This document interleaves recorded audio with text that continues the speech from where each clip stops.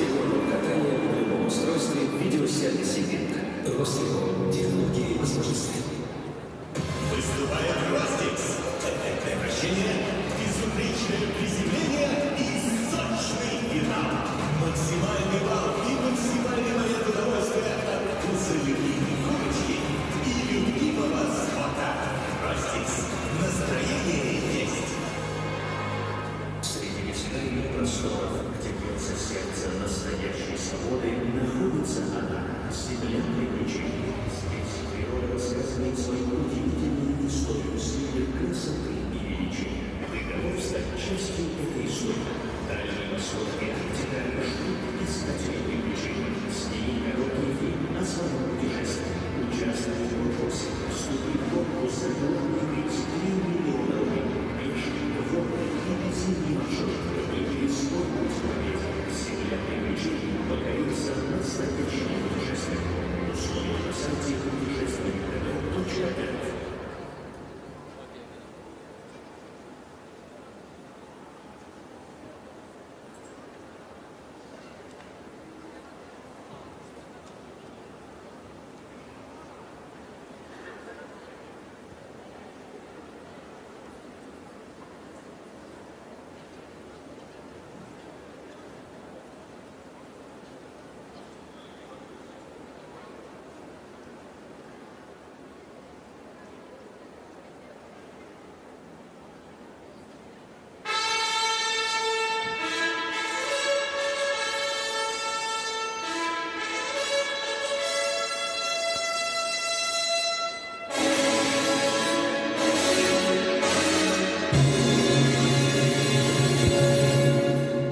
Добрый вечер, уважаемые зрители, любители спорта! Приветствуем вас в Омске на G-Drive арене на всероссийских соревнованиях по фигурному катанию на коньках «Сердце Сибири» среди юниоров.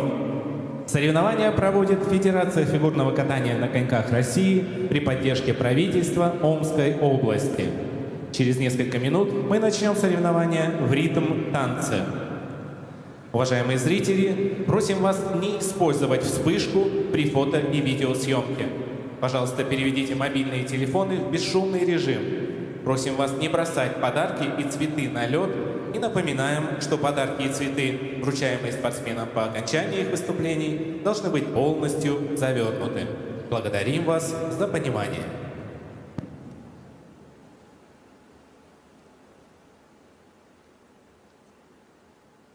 Уважаемые дамы и господа, представляем вам официальных лиц соревнований. Старший судья и судья номер 5 Елена Фомина, Санкт-Петербург. Судейская бригада. Судья номер 1 Мария Казарина, Санкт-Петербург. Судья номер 2 Ирина Ильина, Санкт-Петербург.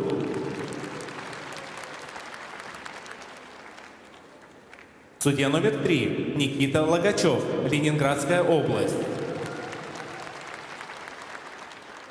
Судья номер 4 Лариса Козьмина, Санкт-Петербург.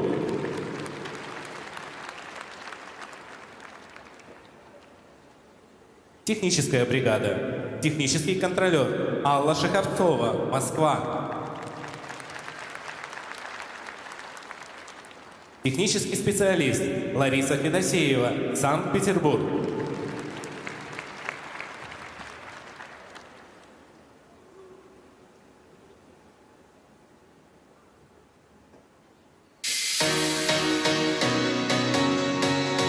Встречаем на льду участников первой группы.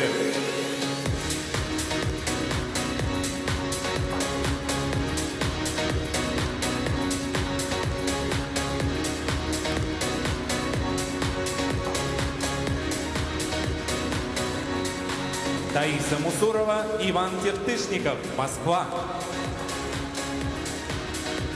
Элина Валеева, Александр Островский, Москва. Анна Елисеева, Олег Морец, Москва. Алиса Кремер, Илья Целковский, Москва. Арина Кочерова, Иван Карелин, Кировская область. Разрешена разминка.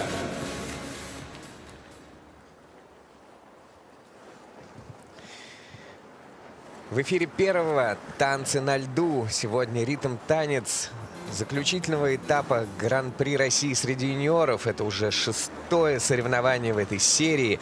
Проходит оно в Омске. И комментируют для вас эти соревнования Василий Соловьев и Иван Букин. Приветствую тебя. Здравствуйте, привет-привет. Как настроение после соревновательной недели? Измотан или жив? На самом деле настроение отличное, но я успел 2 дня выдохнуть, чуть-чуть перезагрузиться. Сегодня уже покатались. Так что могу сказать, что неплохое настроение. Чуть-чуть, конечно, подустал, но сейчас есть время для того, чтобы все исправить, то, что накопилось. И также есть возможность зарядиться энергией от молодежи, потому что сегодня у нас юниоры на льду, и кататься они будут в ритме 90-х, создавать такое настроение, которое нам всем, безусловно, нужно, какие бы у нас обстоятельства ни были. Таиса Мусурова и Иван Тертышников откроют эти соревнования. Ученики Сергея Мозгова, Юлии Тульцевой и Кристины Кример. Они восьмыми были в Магнитогорске в этом году. В прошлом году на Гран-при вошли в 10 лучших. Ну и сразу, как только мы их увидели, Иван отметил их костюмы, сразу зацепили внимание. Вообще, какие необычные у ребят костюмы, правда. Мальчик в таких, как полушортах и шортах. Ну, это круто. Ребята молодцы, они здесь скреативили.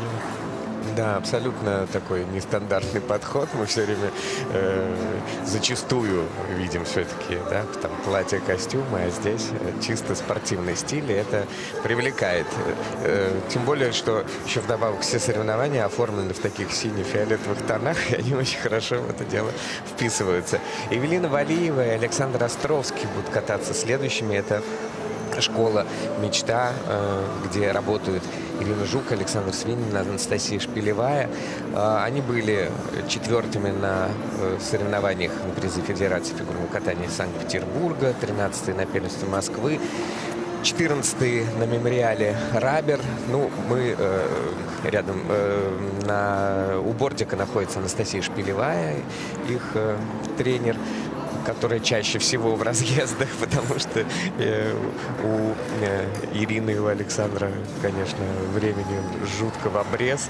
Но все успевают, всех мы уже видели на соревнованиях. Ну, на самом деле, расписание у тренеров реально сложное, да, потому что вот так вот, когда идет серия этапов Гран-при, мне кажется, это мега тяжело вот в таком расписании жить, потому что есть и юниорские пары, и взрослые пары, и когда ты вот неделя, и ты сразу же закончил соревнование, сразу же улетел в другой город. Конечно, мне кажется, на самом деле это очень интересно и круто. Да, и тонизирует. Да, но без юниоров-то никуда абсолютно. Анна Елисеева, Олег Морец, это тоже школа Медведкова, где работают Мозгов, Тульцева и Кример.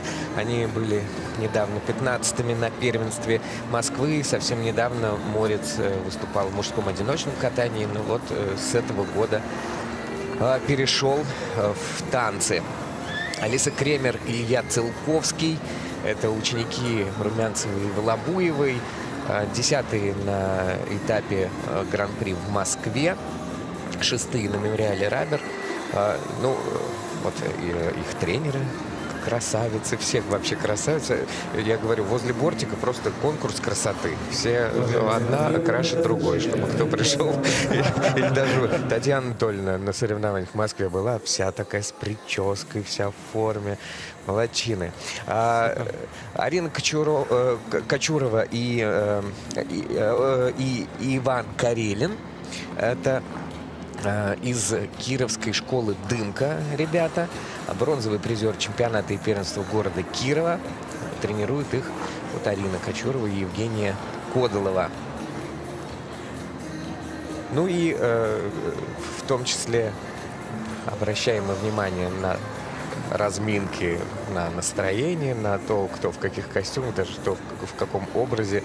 Не цепляет всегда своими кучеряшками Илья Целковский, да, как-то выбивается из общего.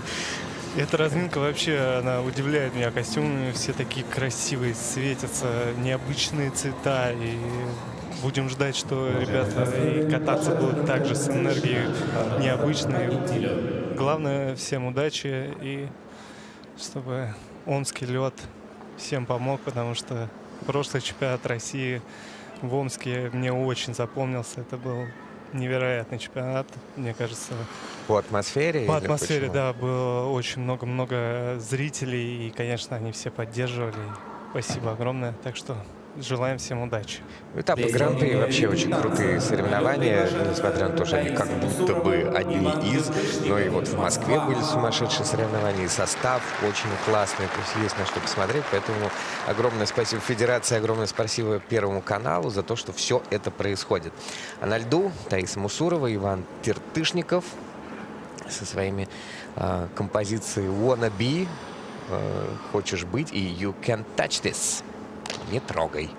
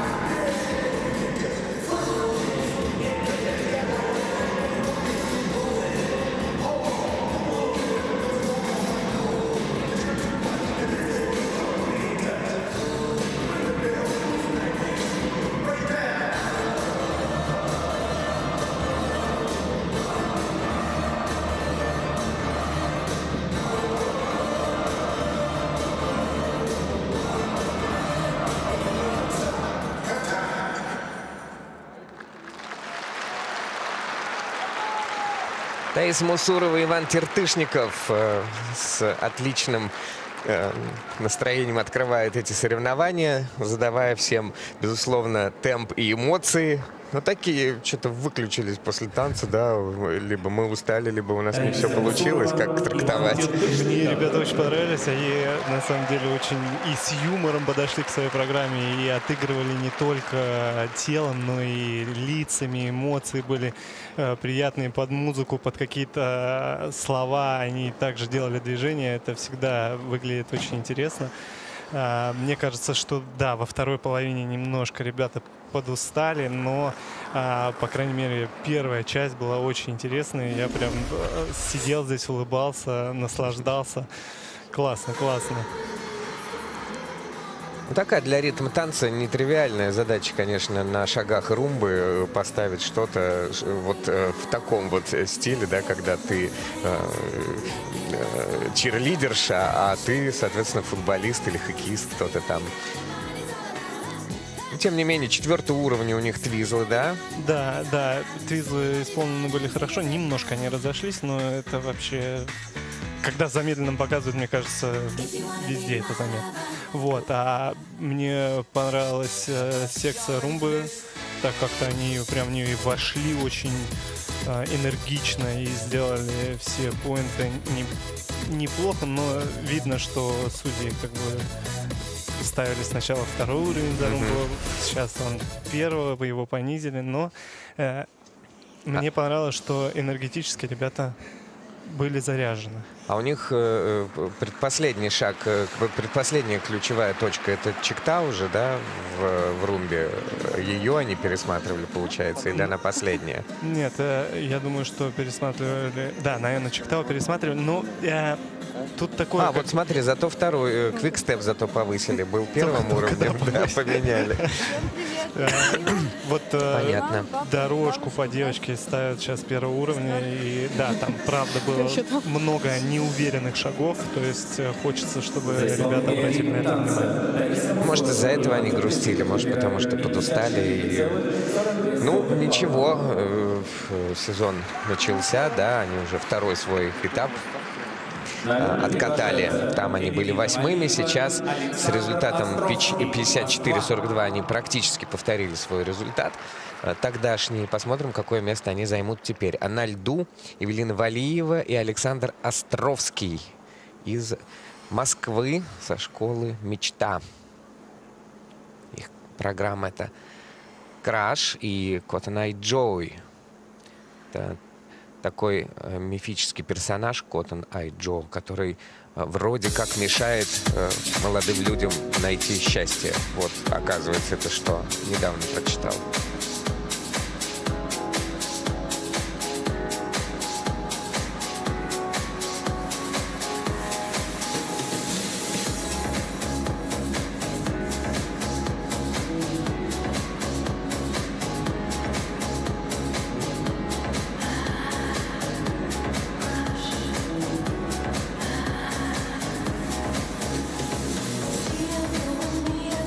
Doesn't take a side, just to understand.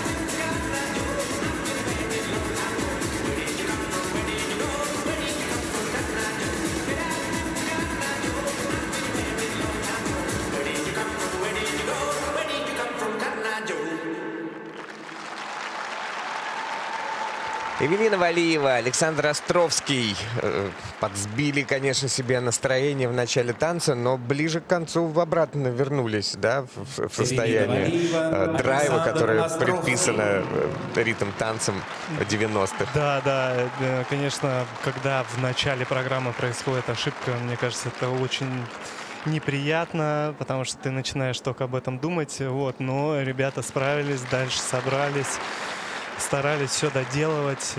Конечно, досадно, потому что она подсорвала твизл, партнерша вышла уже потом после твизла, и все-таки произошло падение. Жалко, но мне очень нравятся у ребят необычные цвета в костюмах, они прям так зажигают. Вторая часть, музыка, и ребята тоже сошлись в этой энергии, старались все доделать, и, конечно, необычно, очень необычно смотрится эта программа. Ну, вообще, ребят, необычный партнер такой мощный, высокий, изящная девушка. Вот это ошибочка, и она уже вышла. И, к сожалению, неприятно не упала. Но получается, я смотрю в судейские протоколы, там падение именно на твизлах не стоит. То есть как будто она уже сделала достаточно шагов, чтобы из него выйти, да? Я вот тоже переживал, что могут засчитать именно в твизл это падение, но слава богу, что так не произошло. Потому что это было бы гораздо более серьезное нарушение. Да. Ну вот в секции румбы мне показалось, что чиптау можно было бы сделать чуть пошире, чтобы оно смотрелось поглубже, и дуги были немножко более глубокие. Поддержка у них 3-го уровня, дорожка 3-го и 1-го у партнера. То есть, ну, правда, пока находится под пересмотром, может быть, еще... Вот по поддержке мне показалось, что партнер немножко не до конца сел, а это все-таки сложное положение по партнеру, и его могут не засчитать. Из-за этого как раз и понижение уровня. То есть поставить еще ниже или все-таки 3-й оставить? Ну вот сейчас посмотрим, потому что все-таки в поддержке сложное положение у партнера должно быть, если это сит, то больше, чем 90 градусов. Говорит, передайте приветы хотя бы, говорит им тренер. Ну, ребята в хорошем настроении, это самое важное. Мне кажется, их от стресса на хихи пробило. Все-таки такое выступление ответственное, да? Ну, может быть, это такой подход. Ребята не хотят расстраиваться. Все-таки еще завтра произвольная программа. Ну, в том числе, они не так давно вместе с прошлого сезона. В этом году выступают, насколько я помню, впервые. Я не помню, чтобы они появлялись. И, как мы уже отметили, настроение они старались не потерять. Да, посмотри, повысили, да, поддержку до 4-го уровня все-таки, пересмотрели судьи. Нашли этот градус, потому что я смотрел это все-таки быстро, и мне показалось, но, видите, все было хорошо исполнено. Немножко заминусовали ребятам секцию квикстепа.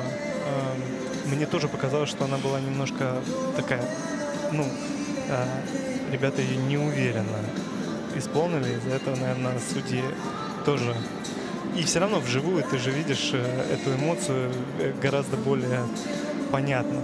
Ну, там же на стадионе еще и видна и скорость, и то, как они движутся по катку. Здесь мы все-таки всегда видим какое-то свое, да, видение. Ну, молодцы в плане настроя, да, не теряются, пусть все будет хорошо. Да, конечно, баллов не добрали, ну, будем работать. А на льду Анна Елисеева и Олег Морец. Это еще одни ученики Мозговой, Тульцевой и Кример. Они катаются под композицию «Ритм в моем сердце». Ну а потом вторая мелодия — это датско-норвежская танцевальная группа «Аква» и композиция «Май оу май». Такая история о властной женщине, которая ищет королевство. Фэнтези.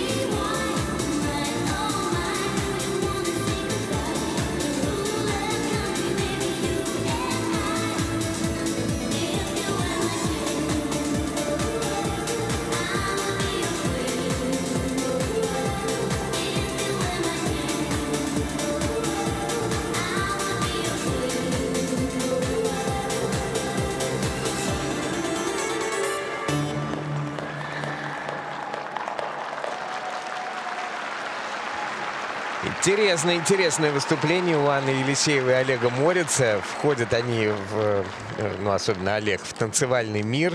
И тут, как говорится, свои правила, свои технические сложности. Ну, каково, как скажешь? Хочется сказать, ну, еще раз подметить, что вот эти цвета мне нравятся. Очень необычный у них цвет костюма и прикольно сделан. Причем я не знаю, как это выглядит на арене, но вот на экране прям так сочно, да, красиво. яркий такой дорогой цвет. Вот. Ребята, мне показалось, немножко неуверенно было, очень много таких мелких ошибок, но они все равно не теряли ни скорость, ничего. Хочется отметить, на какой скорости они въехали в первую секцию румбы, потому что я прям такой вау. Это очень смотрится эффектно, когда обязательный танец исполнен на большой скорости. И, по крайней мере, сейчас у них хорошо сделано чектау, то есть второго уровня стоит секция румбы. Квикстеп мне тоже понравился. Вот он, выезд такой глубокий, выезд глубокий. Это ценится. Немножко, вот если бы не качнулся, вообще было бы идеально. Он качнулся или соскользнул? Вот у него конек на чектау, как правильно сказать? Наверное, это больше качнулся. То есть, потому что такой момент происходит, когда глубокая дуга, и ты очень сильно давишь на лед, может быть такой как бы лед соскальзывает, чуть-чуть соскальзывает, и у тебя происходит вот этот качок вперед. Ну или потеря баланса небольшая, но она совершенно... Вот выход из поддержки... Ладно. Не будем о плохом. Да. Я еще отметил их необычный вход в твизлы таким прыжочком. И я, честно говоря, не помню, чтобы в этом сезоне кто-то еще такой именно вход использовал. Очень необычный вход, но, к сожалению, он не сыграл. Не сработал, сыграл в плюс, и за секцию твизлов они, конечно, сработает в следующий раз. Главное, что они это делают. Вот, главное, что пробуют, и что-то новое, это всегда помогает тебе вырасти. То есть в итоге твизлы у них, вот, к сожалению, мы их не видели на повторе, второго и первого уровня, но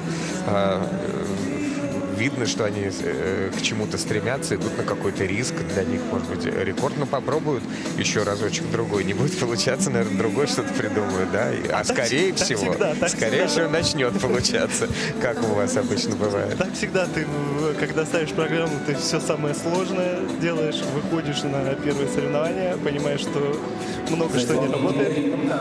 Вот у них квикстеп 3-го уровня, румба 2-го, заключительная поддержка по дуге 4-го, и они, набрав 48 баллов, занимают пока 2-е место вслед за Таисой Мусуровой и Иваном Тертышниковым. А на льду Алиса Кремер и Илья Целковский. Эта пара, конечно, провокационная. Вот они необычные во всем. Они катаются в том числе под Prodigy, ну, под группу Snap и под группу Prodigy. И это максимально провокационные треки, которые требуют от них соответствующего исполнения.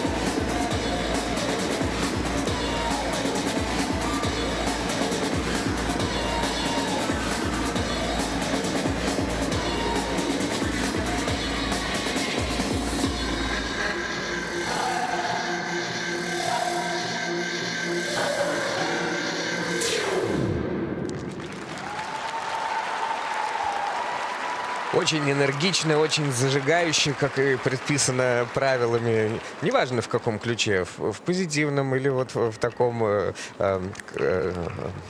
вызывающим, да, танец может быть одновременно и вызывающим, и энергичным. Ну, ребята делают свою программу, молодцы. Конечно, может, мне кажется, что у нас все-таки написано High Energy, это, то есть сильная Это энергия, так что 100% она High может, Energy, да. она может проявляться в любой музыке 90-х. И ребята молодцы, они начали программу, и я почувствовал вот прям их заряд немножечко. Мне кажется, ребята начали в какой-то момент ехать пунктиром, но это когда так чуть-чуть потрясывался конечек, не было такого вот равномерного скольжения. Но доехали, справились. Я получил удовольствие. Мне очень понравилась поддержка. Я надеюсь, ее покажут. Вот на твизлах. Два таких заметных качка, но конек остановился только один раз. Хотя судьи находят гораздо более серьезную ошибку. Это, видимо, прям засчитали 2 остановки. Первый уровень, пока что они ставят поддержку. Вот, да. И просто некоторые еще спортсмены отпускают девочке руки, и это получается очень летящая поддержка. Здесь она держалась, но мне все равно нравится эта позиция. И получается всегда очень быстро крутить партнершу. Оно так эффектно смотрится, что прям как будто бы девочка реально парит. То есть руки мальчика не так видны. Ну вот в итоге за эту поддержку передержку им поставили. Extended lifts и балл штрафа. И оценка, соответственно, за нее не может быть слишком высокая. И на твизлах, к сожалению, у партнерши только первый уровень, у партнера третий. И они пропускают вперед Таису и Ивана, пока находятся на 2-й позиции. А на льду Арина Кочурова и Иван Карелин.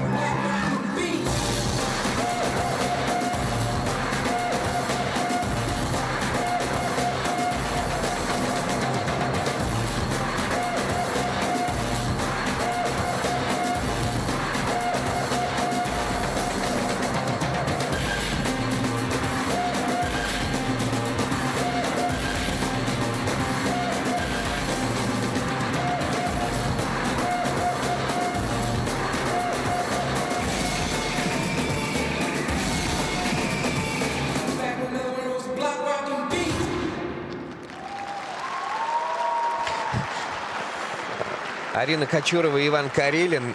Получилось так немножко забавно, как будто их треки продолжают танец предыдущих участников Алисы и Ильи. Примерно тоже настроение. Но можно сравнить, если хочется, уважаемые зрители, или отдельно насладиться. Ну, совсем молодые ребята, которые, тем не менее, видно, что с удовольствием катают эти программы, наслаждаются тем, что они приехали на большие соревнования, пробуют свои силы. Пока, да, не так много получилось, но кое-что есть. Но пока что вот мы видим, что никому почему-то не даются твизлы. Все время происходит эта ошибка, и не знаю, может быть, все перед соревнованиями поточили коньки сильно или что-то, лед такой наезженный. Но вот, к сожалению, эта ошибка происходит. Да, ребята, вот сейчас... Вторая серия твизлов. Ну, я хочу подметить, как она подстроилась и вышла, прям вот, как будто бы ничего не было. Так, все, дальше. Да, как будто в настроении, и танец продолжается. Это даже самые опытные спортсмены не всегда могут так вертко это сделать. Вот. Так что здесь она не растерялась, молодец. Ну, наверное, мне бы хотелось немножко больше от них эмоциональной энергии, потому что они, вот если посмотреть на Ивана, то он такой как бы немножко отстранен. Но может быть большая арена зрителей, ты выходишь такой весь напряженный. Но испугались еще немножко. Видно в конце, он так еще смотрит на партнершу. Я все правильно сделал, все ли хорошо. Ну, будет. Симпатичные ребята. Впереди много работы. Они очень серьезные. Это прям сидят. Ну, если бы мы были там, мы бы, конечно, сейчас бы их подбодрили прямо возле Киссинкрай. Да, я бы поаплодировал ребятам. Все еще впереди. Мне кажется, тренер тоже немножко расстроилась. Зачастую люди взрослые, более опытные, такие ребята как-то подбадривают. Сейчас так вот придавило всех. А может быть, не знаю, может быть, утром на тренировке вообще все получалось, вообще все. А сейчас из-за того, что вот соревновательная атмосфера придавила, и, может быть, из-за этого расстроились. Ну, часто такое бывает, что ты на тренировке прям у тебя все получается, выходишь на старт, что-то не получается, конечно, сразу расстраиваешься. Но еще все впереди, ребята молодые. Ну да, к сожалению, ни одной ключевой точки в обязательных рисунках не было сделано, то есть высоких баллов они там не получат. Твизлы, понятно, что у партнерши первого уровня. И за дорожку тоже, к сожалению. Тоже, к сожалению, базовый. То есть единственный уровень адекватно получен — это поддержка. И твизлы. Да. И оценка невысокая, но мы... Все это понятно, предсказуемо, догадывались. И желаем ребятам удачи. И до встречи в произвольной. Может быть, там оторвутся. Встречаем на льду участников второй группы.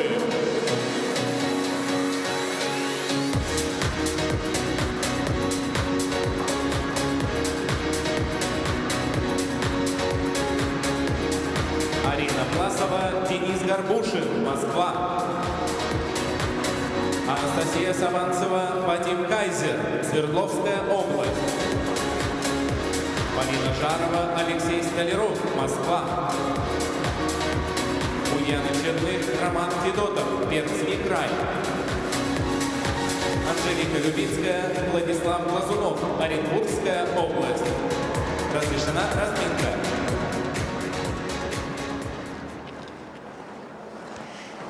И мы продолжаем соревнования в Омске. Ритм-танец. Гран-при России среди юниоров. 6-й этап. У нас сегодня 3 группы участников. Сейчас на льду 2-я. Будем смотреть ритм-танец в их исполнении.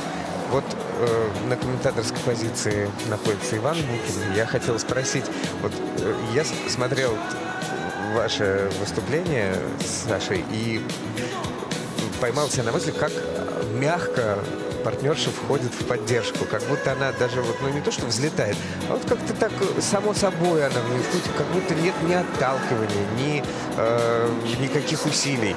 Я понимаю, что ты ответишь. Тренировки, бесконечно. Но наверняка же есть еще какие-то секретики. Вот с вами занимаются акробаты, которые как-то вас накручивают. Да, я на самом деле хочу выразить огромную благодарность Диме Иванову, потому что он все это с нами отрабатывает. И, конечно, да, я отвечу, что это много-много тренировок, не только на льду, но и на полу, потому что вначале, когда мы придумываем поддержки, любые, мы отрабатываем их на полу. И только спустя, условно, там неделю ты уже более-менее начинаешь это делать на льду.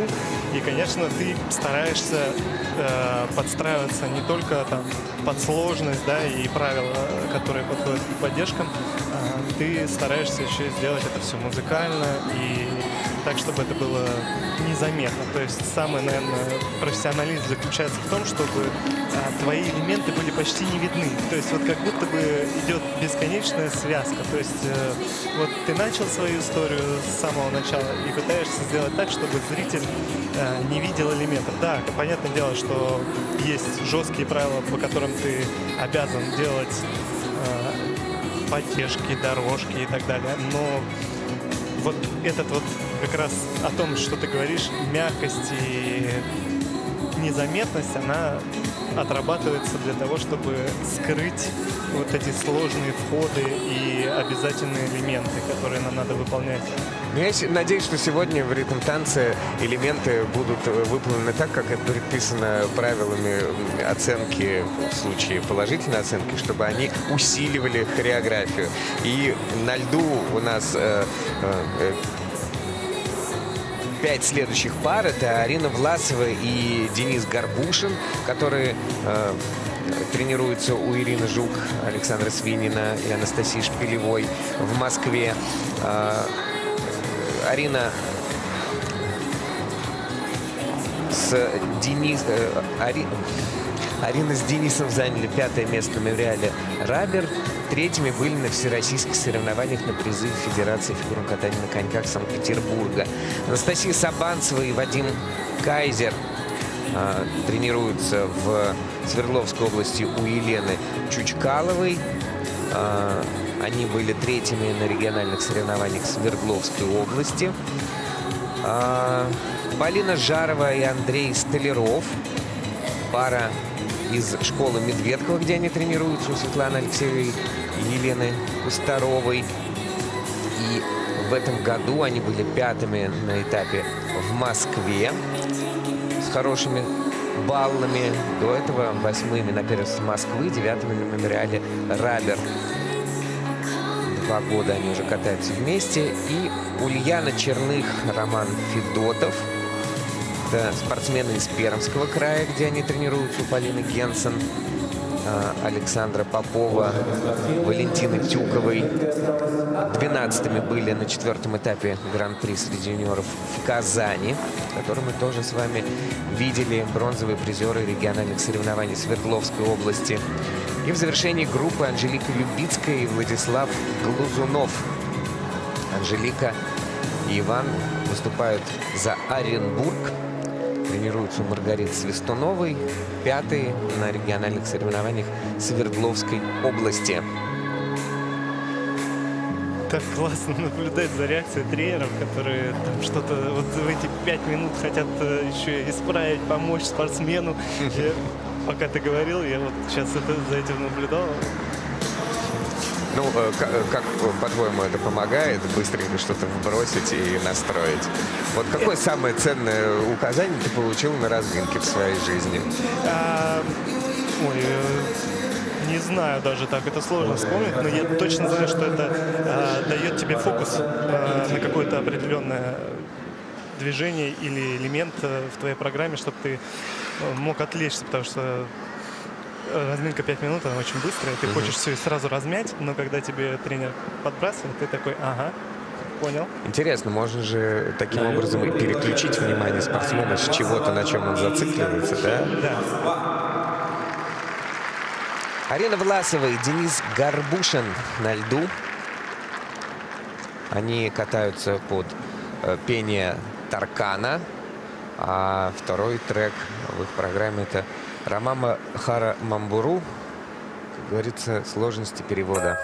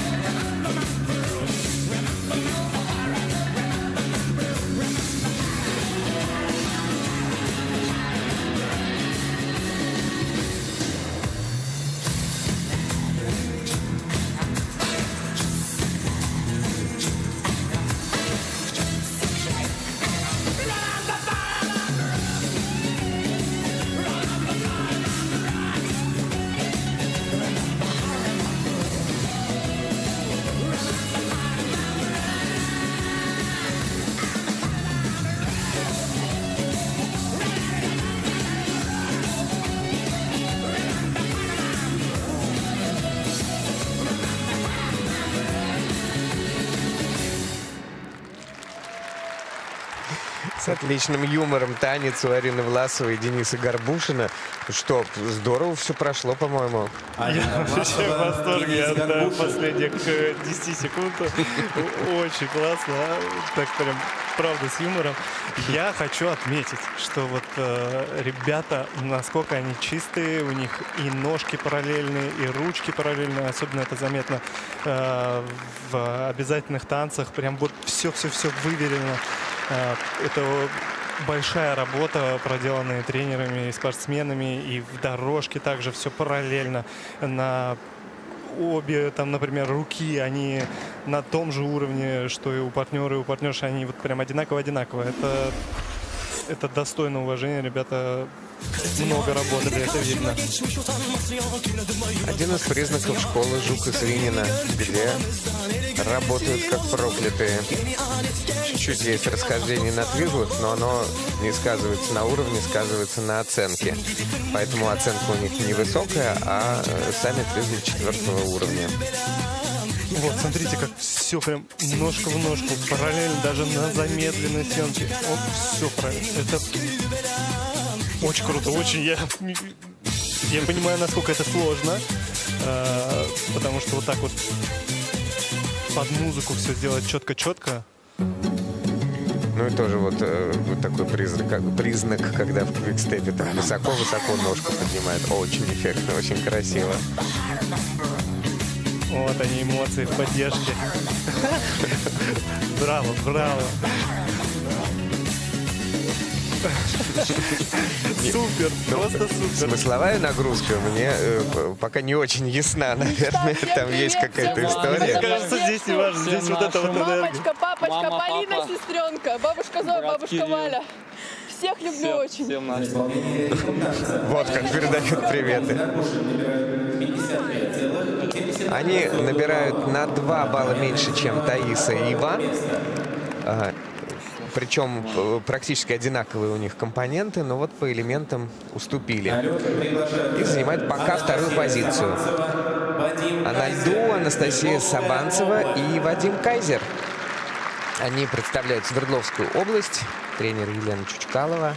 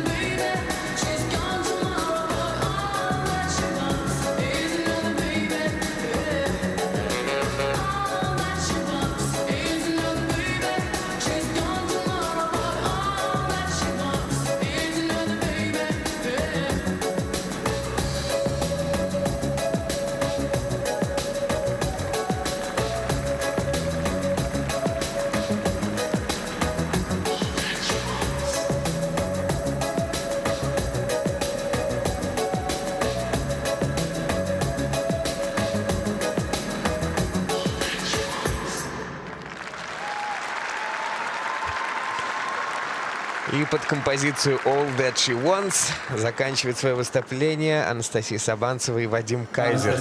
Ну, в некоторых моментах, конечно, создавалось ощущение, что вот партнер делает то, что хочет партнерша, как будто он еще пока не вовлечен вот, в танцы настолько, чтобы прямо артистично все отыгрывать, танцевать, наслаждаться. Но, по крайней мере, делал то, что положено. Мне показалось, что Вадим такой включил сохраняющий режим, энергосбережения, да, не стал прям все на 200% делать, все, чтобы четко было, выверено. Эмоционально, конечно, не хватило. Это, кстати, сложно. Так, руки туда-сюда быстро. Это же все-таки фичерс, но они... Черты сложности. Да, черты сложности. Чиктау мне понравилось, неплохо.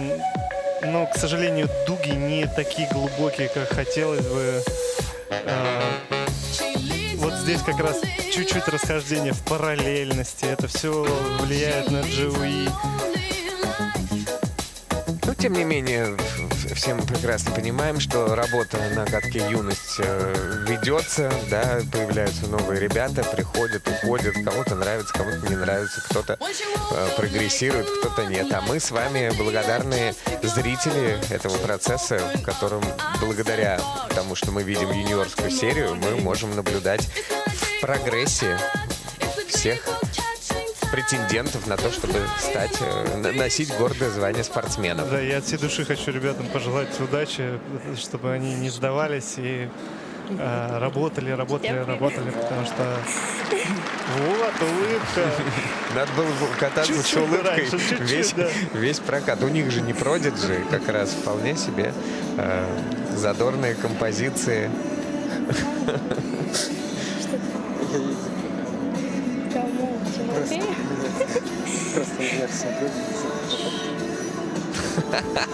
Вот тренер такая тихонечко сквозь зубы. И все. Чтобы никто не подслушал. Подрубила полет мысли и разговора.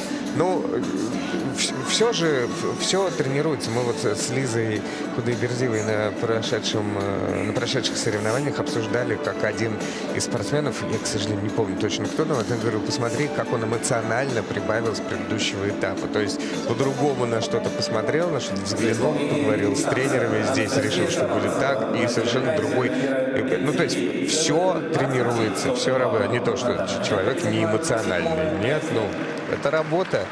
100% Не самая плохая, кстати, на свете работа быть фигуристом, по-моему. Обожаю фигурное катание. Полина Жарова и Алексей Столяров на льду. Пришел черед учеников Светланы Алексеевой и Елены Кустаровой. И катаются они под Мадонну, Вок. Ну, а затем песня «Королева ночи».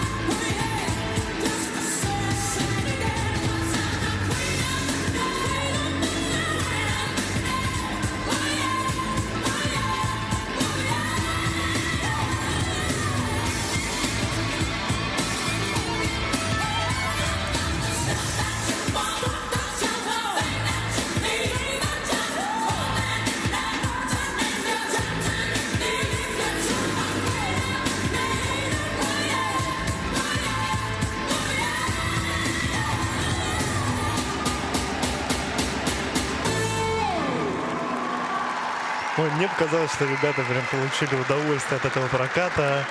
И вообще, вот, и улыбки, настроение, я тоже наслаждался, и мне очень понравилось. Да, Полина Жарова и Алексей Столяров, конечно. Ну, все соревнования — это так или иначе сравнение. Да, здесь так уж получилось, что ребята перемешаны жеребьевкой, и выступали они после соперников куда менее техничных, менее эмоциональных. И здесь такое выигрышная у них получается позиция. И мне кажется, что публике тоже понравилось, их поддерживают очень тепло.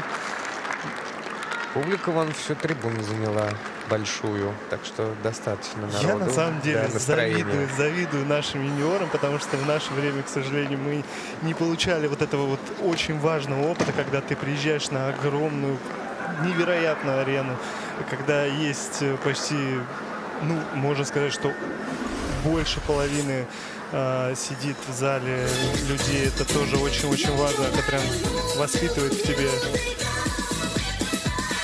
уже взрослого спортсмена.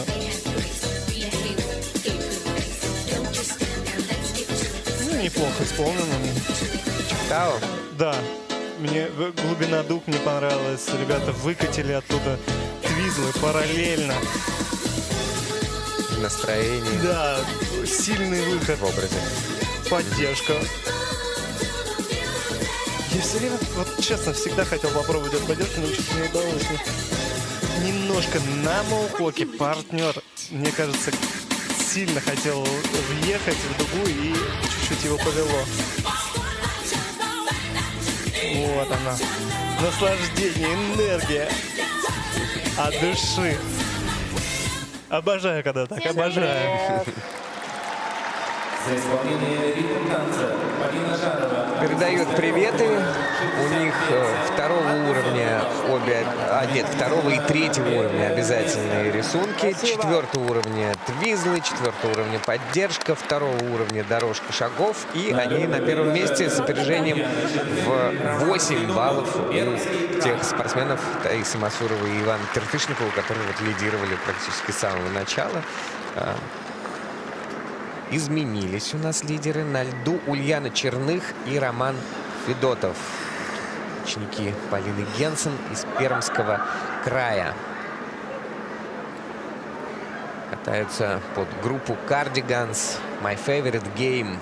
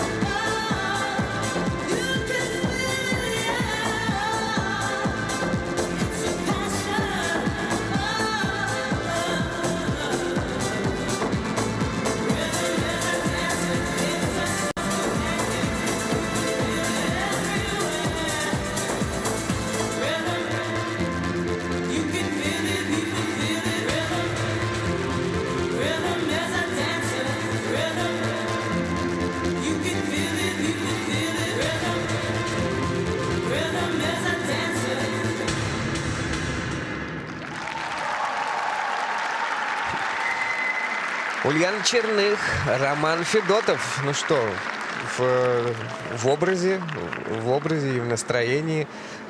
И такая симпатичная пара. Ребята справились с программой. И мне очень понравилось, что у них много таких акробатических перебросочек, какие-то вот в начале переворот сальто, потом уже в середине программы где-то он ее тоже очень высоко поднимает. Это эффектно смотрится. Чую, кувыркались на льду. Да. В дороге. И это вот тоже всегда необычно смотрится, да, когда танцоры вдруг начинают валяться. Но слава богу, что у нас это разрешили. Это тоже добавляет своего рода вот необычности. Ну, вот оно. Оп, как легко. Как будто не заметил.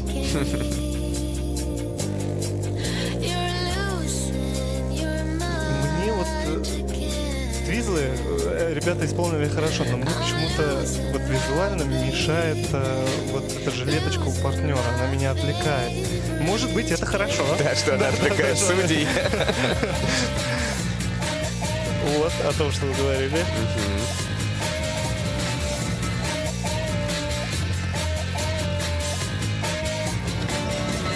Это о том, что я говорил. Как раз вот этот перелет такой легкий, это они прям отработанные. Мне нравится, когда так это разбавляется такими высокими перебросами. Поддержки тоже были интересные смены позиций.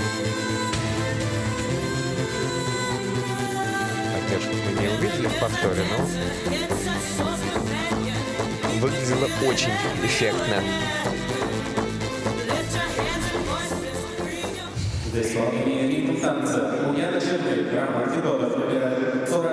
Вращательная поддержка 4-го уровня, самый высоко оцененный их элемент получился, я имею в виду по уровню. Ну и они получают 46 баллов, это больше на 4 балла, чем они получили на Гран-при в Казани, а значит, для себя они молодцы и движутся вперед. А на льду Анжелика Любицкая и Владислав Глазунов из Оренбургской области, ученики Маргариты Свистуновой, катаются под музыку молодой и гордый Young and Proud, а затем Beautiful Life, красивая жизнь.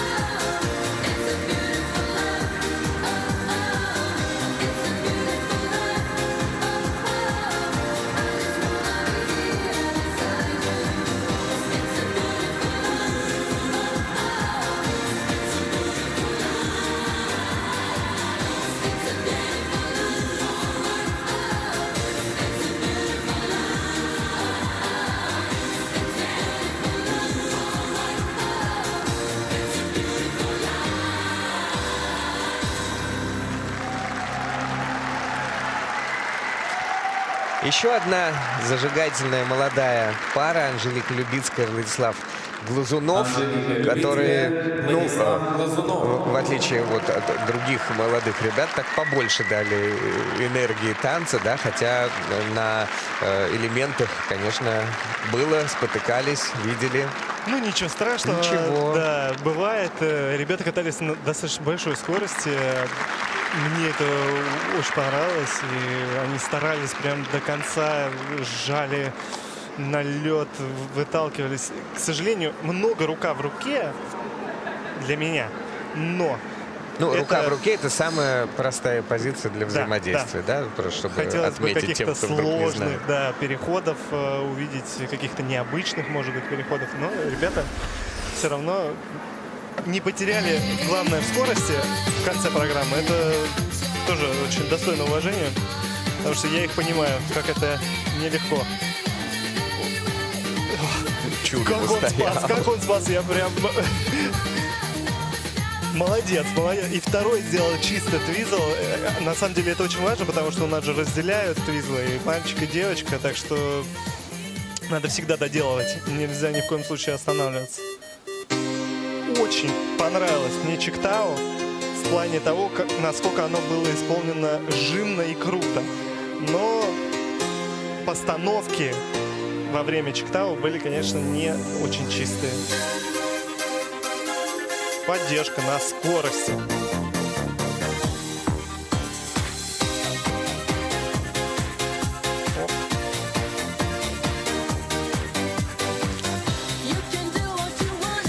Ваня, вместо того, чтобы комментировать, он танцует на комментаторской позиции, да, сопереживает им, машет руками. Ваня, это комментарий, надо в микрофон говорить. Простите, мне надо еще прямую трансляцию видео включать, чтобы вы видели, Правда. Я всегда просто через ощущения вот такие вот пытаюсь говорить, потому что для меня это очень важно, когда я на одной волне со спортсменом. Я всегда, даже когда смотрю фигурное катание, я как тренер всегда себя веду, то есть вот это вот сижу, стою.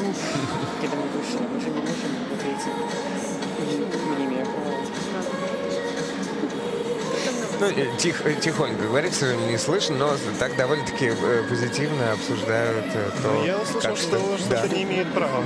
Кто не имеет? Да? Да, к сожалению, не все слышно.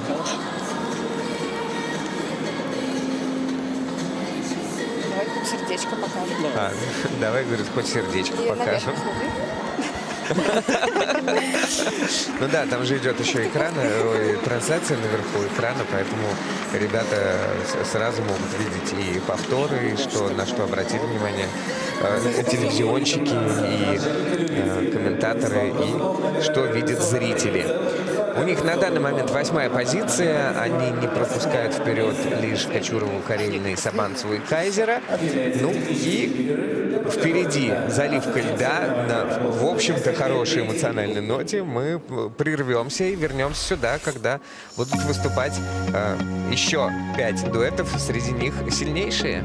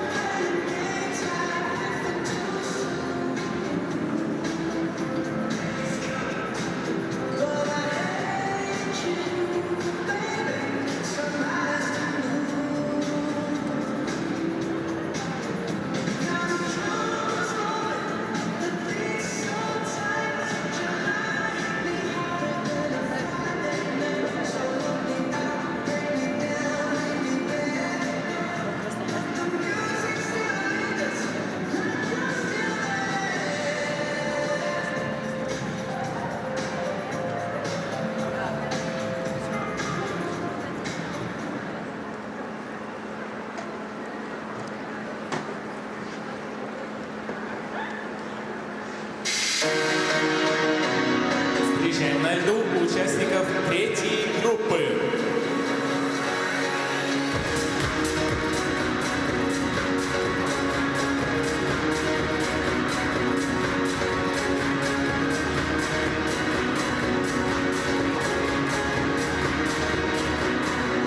Милана Жабина, Вениамин Башуров, Москва. Анна Соболева, Матвей Чураков, Пермский край. Таисия Шепталина, Дмитрий Пекин, Московская область. Елизавета Малеева, Матвей Самохин, Московская область. Полина Пилипенко, Владислав Михайлов, Самарская область, Москва. Разрешена разминка. И это третья группа участников разминается на льду в Омске, где проходит юниорский гран-при России. 6-й этап в танцах на льду. Пора ритм танца в ритме 90-х и в настроении 90-х, что для многих такая хорошая возможность заняться ностальгией, повспоминать былые времена. А для некоторых, особенно вот для тех молодых ребят, которые здесь сейчас катаются, это же темный лес. Они, мне кажется, не знали, что происходило в этих 90-х. Все эти треки, наверное, где-то их потом слышали, но так вот, чтобы как мы, студенчество, первая любовь, совершенно другое отношение. Но, с другой стороны, а как другие тогда танцы катать, которые 60-х, 70-х? Что же теперь делать? Надо быть разными вам, танцорам, да? Это точно, надо развиваться, погружаться в культуру. Так что спасибо большое тем, кто придумывает эти правила, потому что мы много-много узнаем о истории музыки и их исполнителей. Да, вот видишь, потом газеты напишут, Иван Букин сказал спасибо Международному союзу конькобежцев. Да, потому что мы добрые и позитивные, и готовы оценить все хорошее, где бы, как бы оно ни было. В этой группе участников будет кататься Милана Жабина и Вениамин Башуров. Это ученики Ксении Румянцевой, Екатерины Волобуевой. Милана и Вениамин катались на гран-при в Красноярске, 5-е место там заняли. Тоже у них программа под Таркана, еще и под Киркорова. Так что ждем, не дождемся. Затем катаются Анна Соболева, Матвей Чураков. Это еще одни спортсмены из Пермского края. Они четвертыми были на этапе гран-при в Магнитогорске. Также уже представляли свою программу. Таисия Шепталина и Дмитрий Пекин тренируются в Московской области, в Одинцово, у Алексея Горшкова, Екатерины Рязановой, Ксении Конкиной. Это серебряные призеры турнира в Красноярске. Также серебряные призеры первенства Московской области.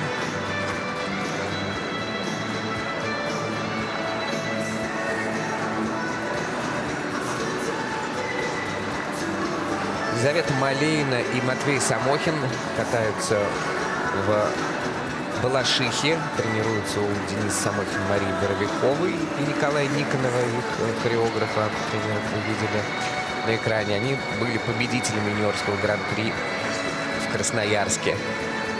Ну и вообще одни из самых результативных юниоров в танцах на льду.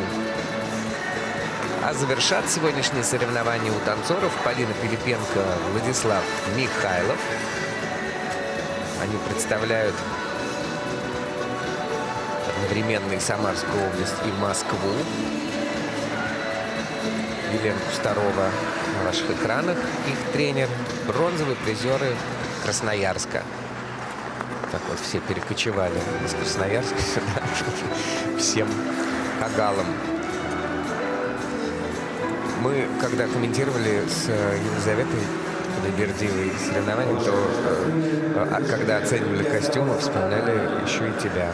Как ты оцениваешь костюмы. Да, мы же с тобой рассуждали, что некоторые костюмы могут у нас вот выиграть разминку, быть самыми яркими и получить специальный приз. Например, у Калиды есть своя отдельная грамота. Он, если все вращения исполнены 4-й уровень в начале сезона, это грамота Калиды у нас называется.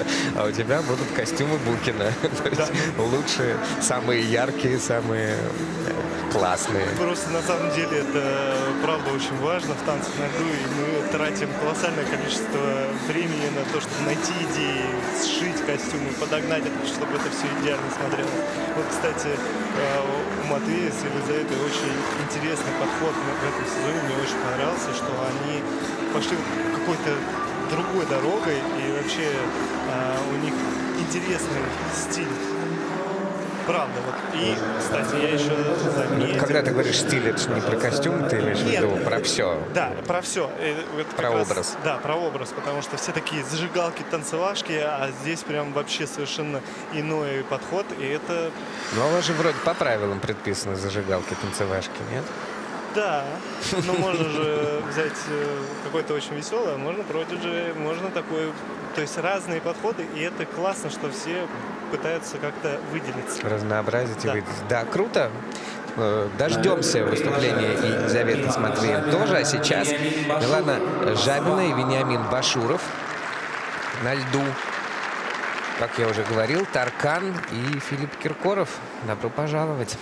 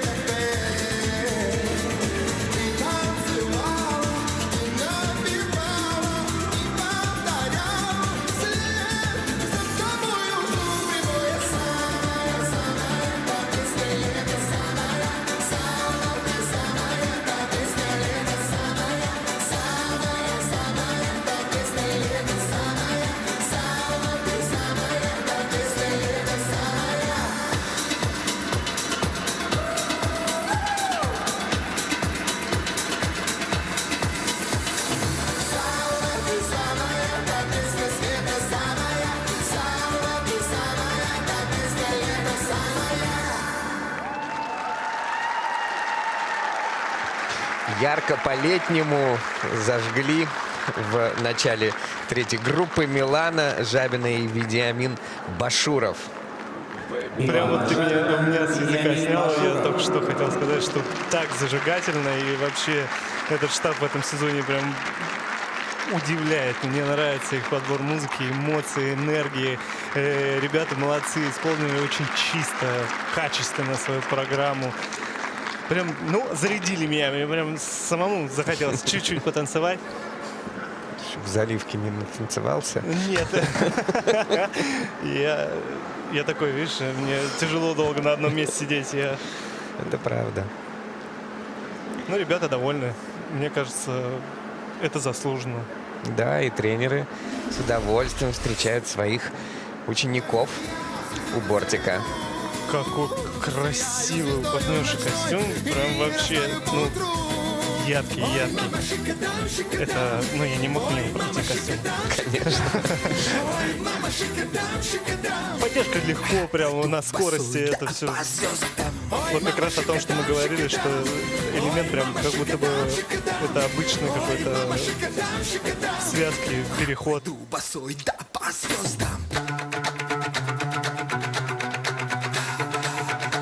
Вообще партнер очень такой сильный, мощный, очень легко парит в его руках партнерша. Да, и ребята очень чистые по шагам.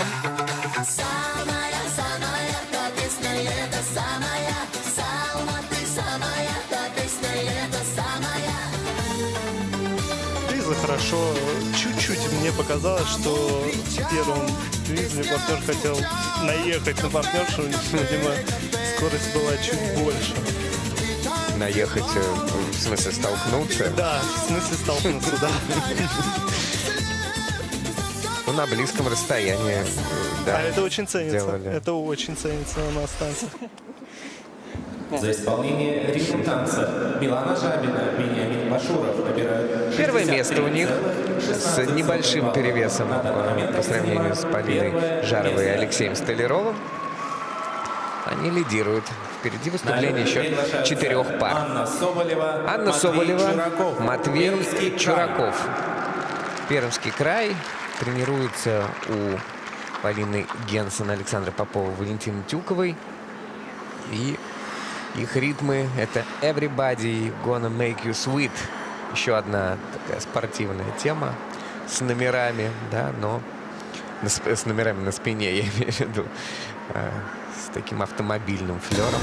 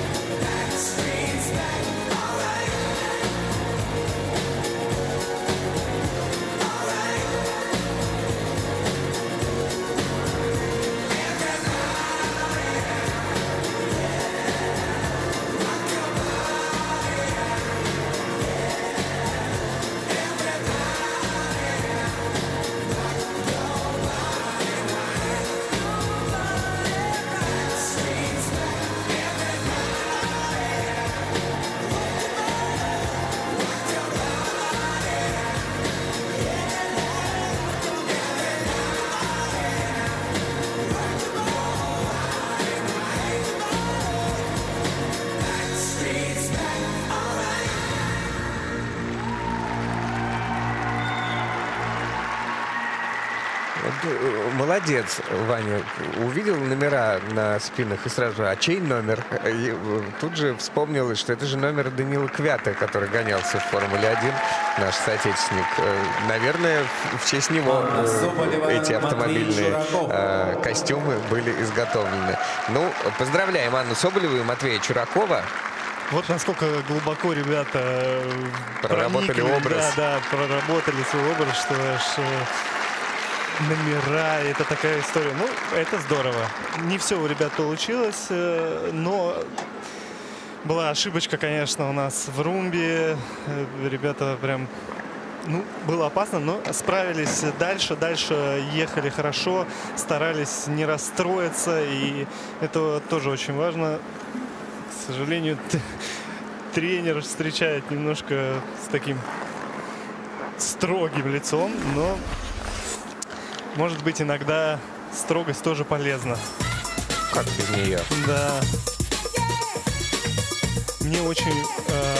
сейчас мы посмотрим Твизла, и я хочу сказать, Твизла очень правильно. Да, максимальная синхронность. Вообще, да. Первый. В конце немножко. Вот сейчас будет как раз...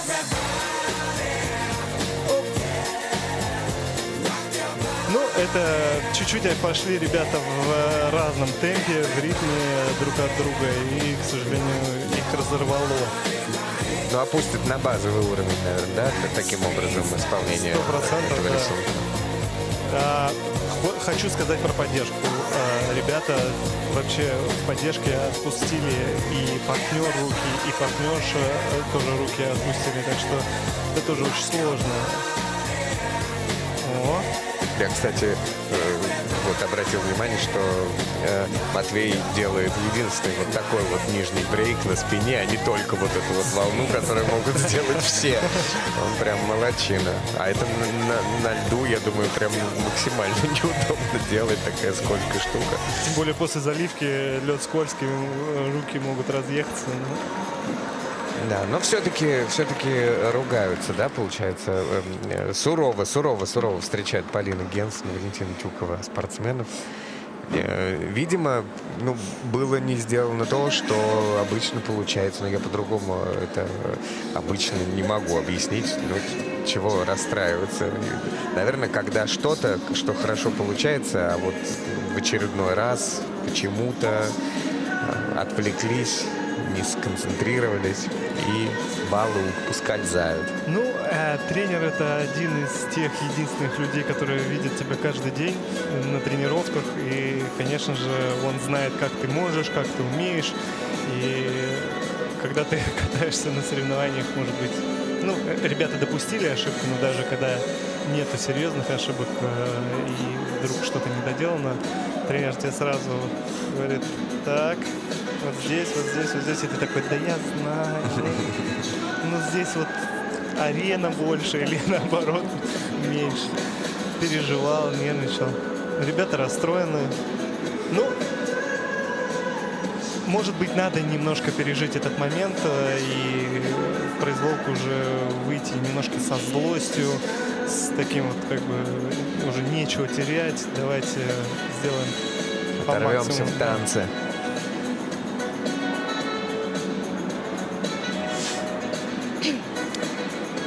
Ну, прям подкосило настроение, да, бывает. Мало баллов получают за румбу, конечно. Там шаги помечены в судейском протоколе как пропущенные. Также базовым уровнем оценена. Хотя вот квикстеп вообще вторым уровнем пошел. И хочу сказать, вот дорожку ребята получают и второй уровень. Хорошие плюсы за нее. 51,1 балла. Они на полбалла уступают Кремер и Целковскому. Таким образом, сейчас занимают 6-е место. Напоминаю, что в Магнитогорске они были 4-ми. Это, конечно, для них сейчас расстройство. Впереди выступление еще 3 пар. Первый из них — это Таисия Шепталина и Дмитрий Пекин. тренируются Воденцова, Горшкова и Рязановой. Серебряные призеры этапа в Красноярске.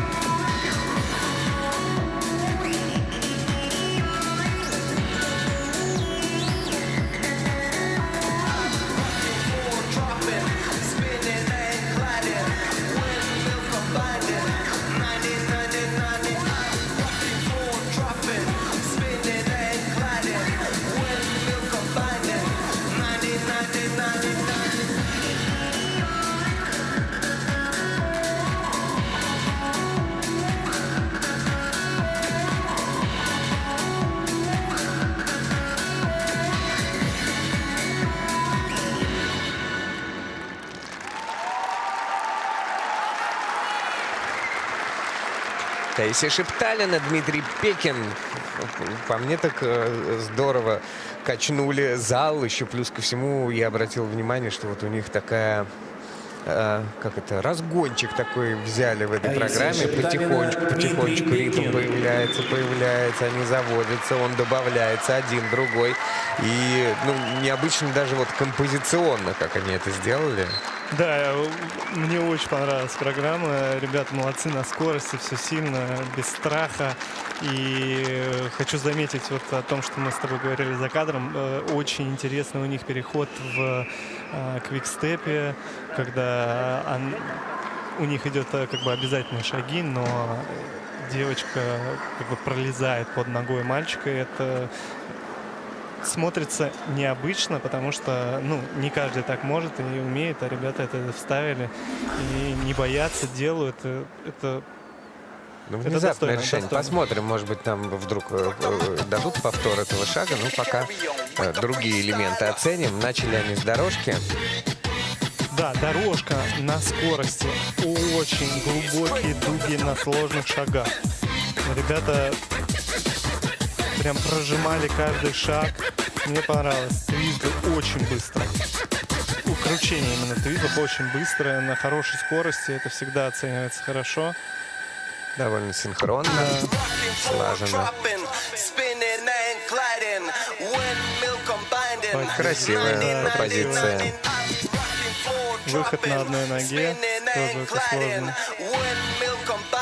Чиктау. очень хорошо исполнено. И пока что ребята получают за румбу 4-й уровень. Это первые спортсмены на этих соревнованиях, которые... Да. 4-й уровень, это круто. Ну, там вот у партнеров Чиктау было такое ребро, что мне показалось, что сейчас нога прямо уже выгнется, настолько оно было глубоким. Ну да, не показали, к сожалению, этот шаг в квикстепе. Интересно то, что вот даже в обязательном танце они в обязательном рисунке умудрились сделать что-то необычное. Вау, круто. Круто. Молодцы. Поздравляю. Они сейчас лидируют, опережает на 2 балла Милану Жабину Вениамина Башурова. А настал черед выступить у Елизаветы Малеиной и Матвея Самохина. Ученики Самохина и Боровиковой катаются под композицию Серхио Мендес и Грегор Сальто Магаленья. Португальское такое словечко, которое обозначает красотку. А композиция бразильская, танцевальная, с бодрым позитивным настроением. Летний праздник, танцы. Все, как мы любим.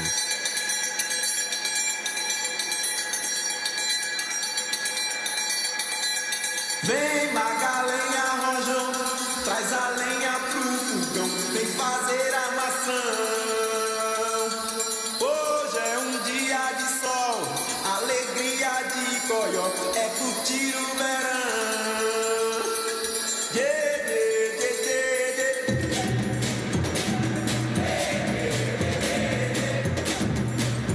Calculando no calango da pretinha, tô cantando essa mundinha pra senhora se lembrar daquele tempo que vivia uma raça, uma filha na barriga e tanta filha pra criar. Calando da pretinha, tô cantando essa mundinha pra senhora se lembrar daquele tempo que vivia uma raça, uma filha na barriga e outra filha pra criar. Calando da pretinha, tô cantando essa mundinha pra senhora se lembrar daquele tempo que vivia uma raça, uma filha na barriga e outra filha pra criar. Vem Magalenha Rojão, traz a senha pro fogão, TTT coração. Hoje é dia de sol, alegria de xodó, meu bebê de verão. Vem Magalenha Rojão, traz a senha pro fogão, TTT coração. Hoje é dia de sol, alegria de xodó, meu bebê de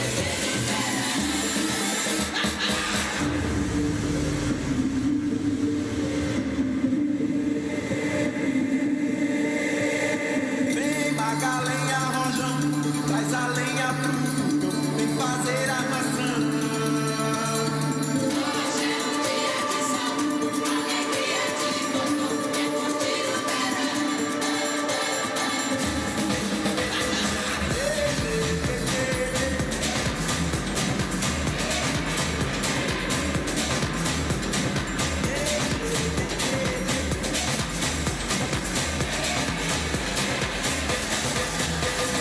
Vem Magalenha Rojão, traz a lenha pro fogão, vem fazer armação.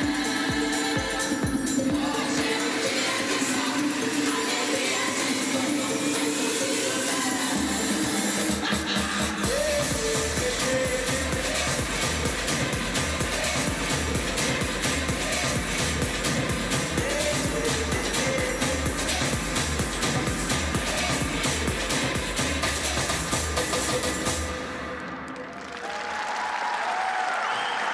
Вау, как здорово! Здорово дали настроение бразильская Елизавета Малеина, Матвей Самохин. Зажигательно. Я прям хочу по горячим следам сказать, что как ребята делают сложные шаги. Прям как кошечки. Мягко, очень четко. Прям вот Елизавета идеально Малеина, постановки. Матвей Самохин. Прям чистые-чистые. Ну, для меня это, я понимаю сложность этого, еще и как бы в такой музыке, где ты должен и показывать настроение. Так чисто выделывать шаги, просто восторг. Восторг. Ребята молодцы. И вот то, что я сейчас вижу за дорожку, Матвей пока что получает 4-й уровень. Ну, это заслуженно, это правда заслуженно, потому что он прям так ставит, близко, четко, ребро на ребро. Вот мухок я такой, вау, как классно. довольные тренеры и родители в одном лице. Я вообще не представляю, как это вот... Ну, ты тренер и родитель одновременно, то есть ты переживаешь две эмоции прям сразу одновременно. Да, хорошо, когда они позитивные. Да. Какие параллельные твизлы. Ну, браво, браво. И сделали 3 серии твизлов. Да. То есть в произвольном, значит, будут делать 2. Вот он, как это идеальная чиктау. Идеальная чиктау. Правда. Когда есть дуга, да? Да, как Они он по поставил прямой. прям сразу же на наружное ребро и оттуда поехал. Легкая поддержка, прям заход необычный. Я такой думаю, а что это? Оп, а это, оказывается, поддержка. Пожалуйста, покажите мне это. Нет. Потом останемся, пересмотрим все на заливке. Я поздравляю, ребят, молодцы, хорошие, очень прокаты, очень хорошие. Ну, твизлы, понятно, Всем 4-го привет. уровня. Румба привет. все-таки 3-го из-за какого-то одного шага. Квикстеп 4-го уровня. Поддержка тоже, понятно, 4-го. И дорожка шагов. Но она сейчас Сейчас на находится пересмотре, да. под пересмотром, судя по протоколу, который мы видим на мониторах. Может быть, пересматривают партнершу в сторону увеличения. Почему бы и нет, такое тоже случается. Всякое случается. Там теперь движение точно. Да? Там беговой даже не делает, там просто никуда. Можно и беговую убрать. Вообще, пора запретить беговые шаги в танцах. Только... Ну, тогда можно и свет такой яркий выключать, и просто как показатель, чтобы у нас было весело. Ну и так, конечно, у лидеров максимально насыщенные обычно программы сумасшедшие, где так или иначе простым шагам и движениям места нет. И 71 балл. Отличный результат. Первое место. Они набирают больше, чем они набрали в Красноярске в свое время. Сейчас опережают на 6 баллов своих ближайших соперников Шепталину Пекина. А впереди еще катание Полины Пилипенко и Владислава Михайлова. Они представляют Самарскую область и Москву. Тренируются у Светланы Алексеевой, Олега Судакова и Елены Старовой. Let's get loud. И потом Рики Мартин.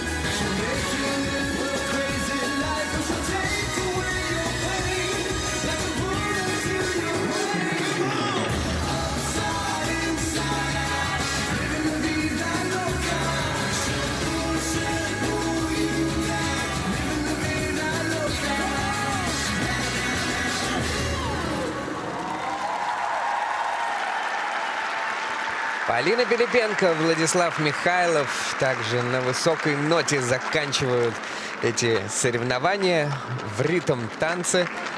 Надо сказать, что Полина тоже это был Пилипенко, яркий танец, Владислав но Михайлов. не просто соревноваться в такой компании, и результаты-то растут. Вот в Красноярске эти все три пары Шепталина, Пекин, Малеина, Самохин и Пилипенко, Михайлов были в определенной позиции, да, и их соперники улучшили свои баллы. Посмотрим, как Полина с Владиславом смогли. Как ты считаешь? Ну, мне показалось, что, во-первых, у них такой темп в программе, прям вот две части очень быстрые, очень энергичные. Ребята прям старались, выдавали. Так что мы не знаем. Не знаю. Не знаем, как будет, но мы желаем ребятам удачи. Они молодцы и старались везде, выдавали. Я не потерял ни на секунду контакта. Я прям смотрел с удовольствием. Тоже получал эту энергию, получил удовольствие. Кстати, вот поддержка, такой заход, он быстрый, он такой легкий и эффектный. И на большой скорости, быстрая крутка.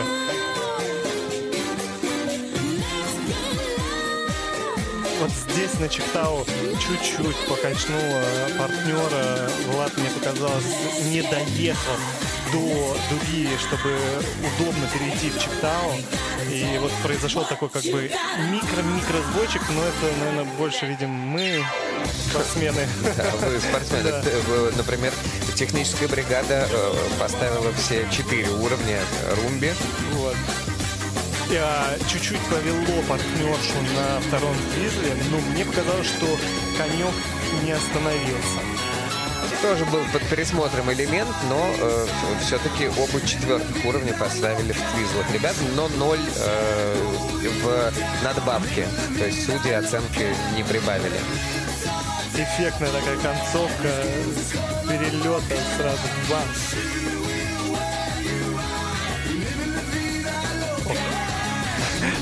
Партнерша оценила свой прокат, и это правда. Здорово.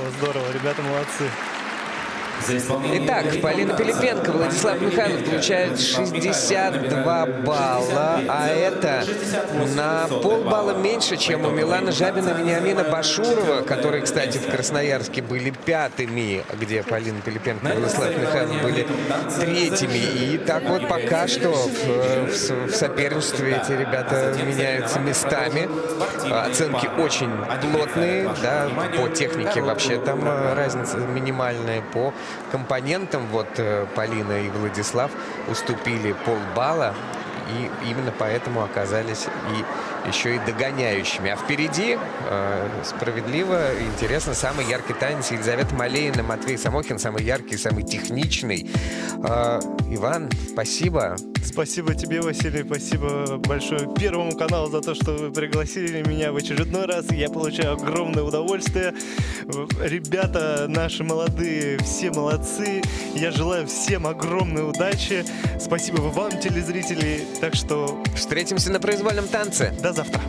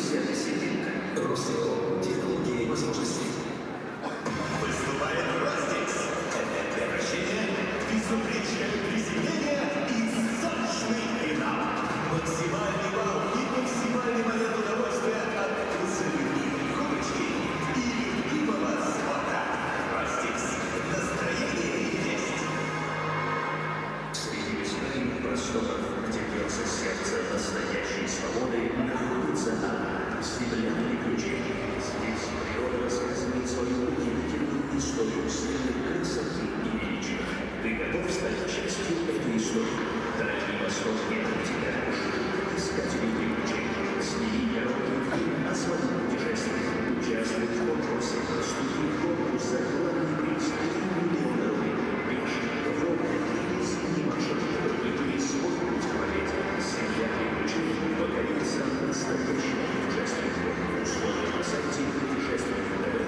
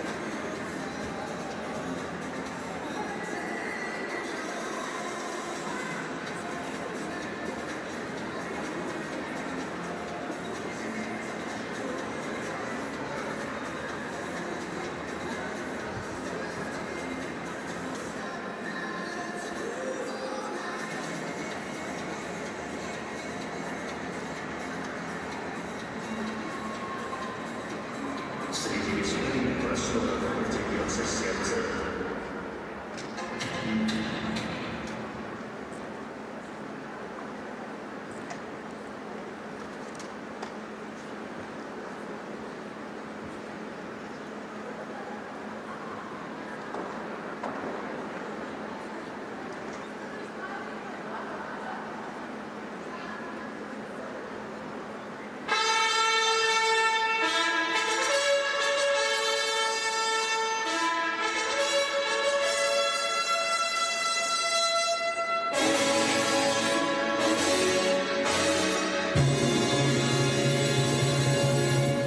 Добрый вечер, уважаемые зрители, любители спорта. Приветствуем вас в Омске на G-Drive арене на всероссийских соревнованиях по фигурному катанию на коньках «Сердце Сибири» среди юниоров. Соревнования проводит Федерация фигурного катания на коньках России при поддержке правительства Омской области. Через несколько минут мы начнем соревнования по короткой программе среди спортивных пар. Уважаемые зрители, просим вас не использовать вспышку при фото и видеосъемке. Пожалуйста, переведите мобильные телефоны в бесшумный режим. Просим вас не бросать подарки и цветы на лед. И напоминаем, что подарки и цветы, вручаемые спортсменам по окончании их выступлений, должны быть полностью завернуты. Благодарим вас за понимание.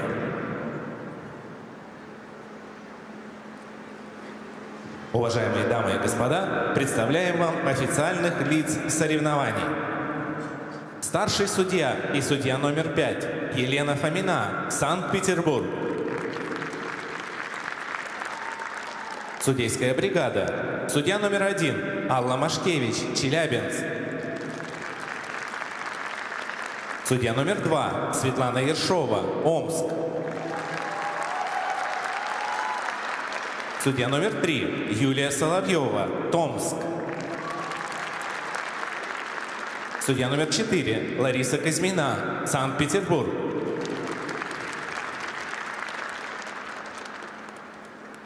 Судья номер 6 Ирина Ильина, Санкт-Петербург. Судья номер 7 Никита Логачев, Ленинградская область. Техническая бригада. Технический контролер Татьяна Косыгина, Санкт-Петербург. Технический специалист Лариса Федосеева, Санкт-Петербург.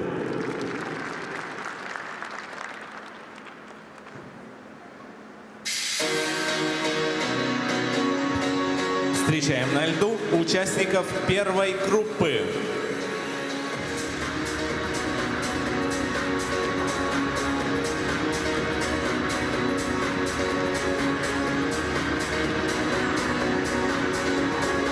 Альбина Камалдинова, Степан Маришин, Санкт-Петербург. Дарья Самохвалова, Роман Романычев, Пермский край. Злата Камалова, Данил Панов, Пермский край. Арина Парсекова, Матвей Богданов, Москва. Разрешена разминка.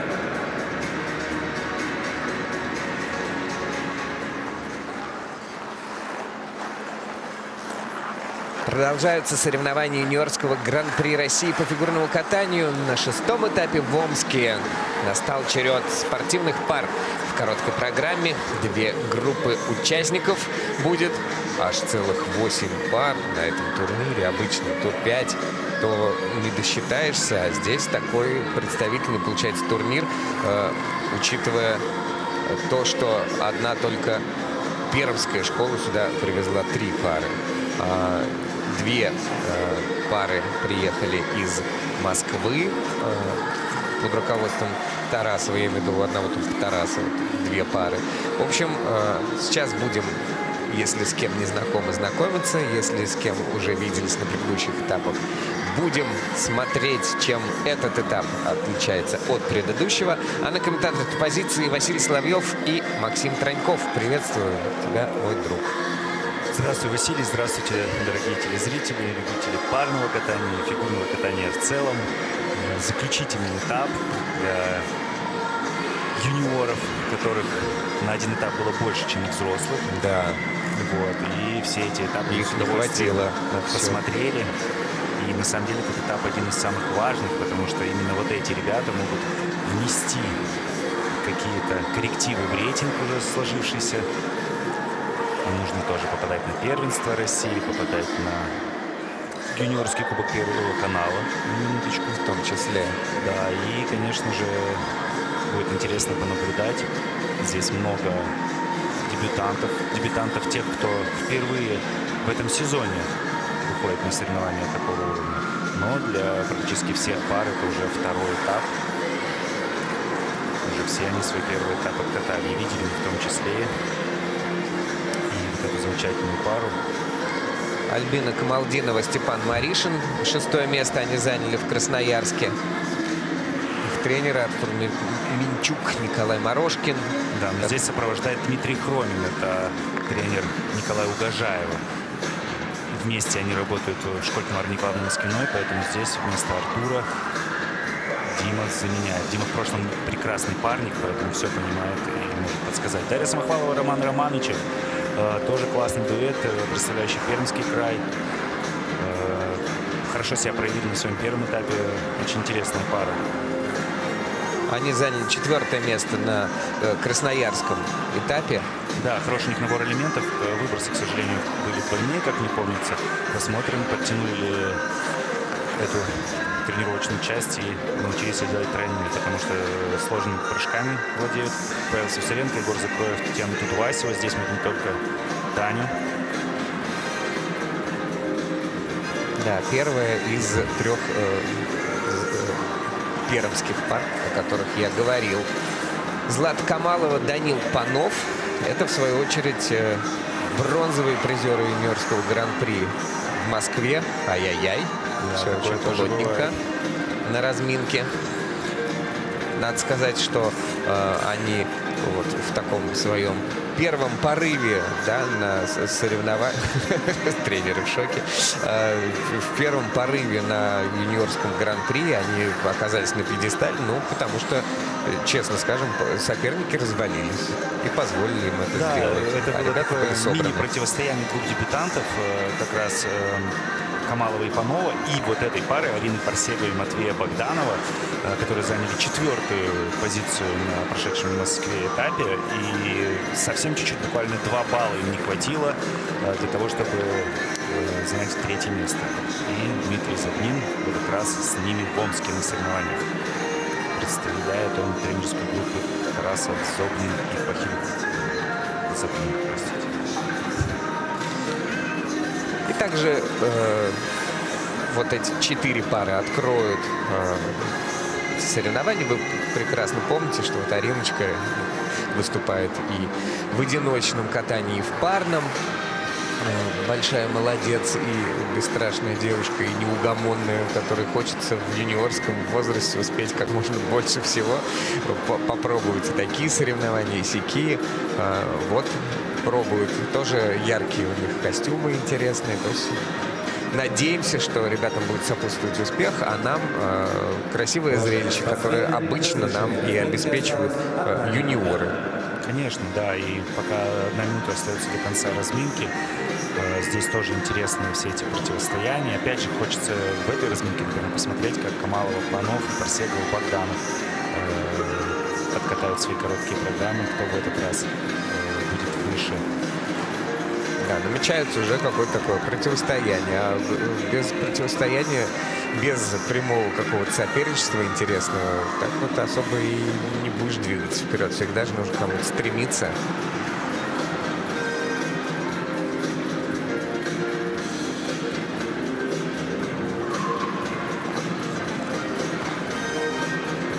Вот все, видишь, уже вторая пара на нашем экране делают Тодос на разминке.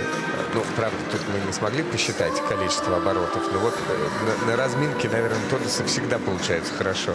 Ну, тут мы не то, что не смогли, не успели, оборотов было мало. Мало тем было, не менее, да? Да, тем не Ты менее, заметил? разминка окончена у нас. Разминка окончена, и мы ждем выступления пары, представляющей Санкт-Петербург и школу Тамары Москвиной под музыку группы Muse «I belong to you», «Я принадлежу тебе». Свежая пара, которая катается с сентября этого года. До этого Альбин выступал с другим партнером. Ученики Минчука и Морошкина.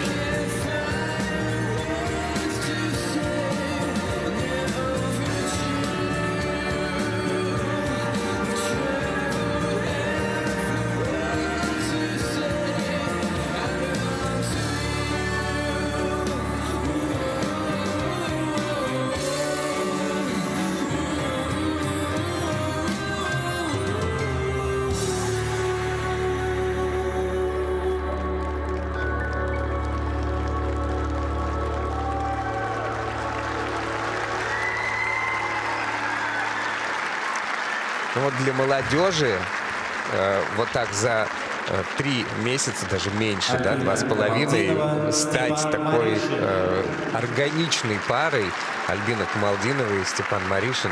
И как партнерша старается вот показывать максимально свои эмоции, как вот ей все нравится, как после каждого элемента все время смотрит на партнера, как-то вот в диалоге. Класс. Это все обучается, и она катается у таких тренеров, которые являются тренерами чемпионов, поэтому в компании чемпионов.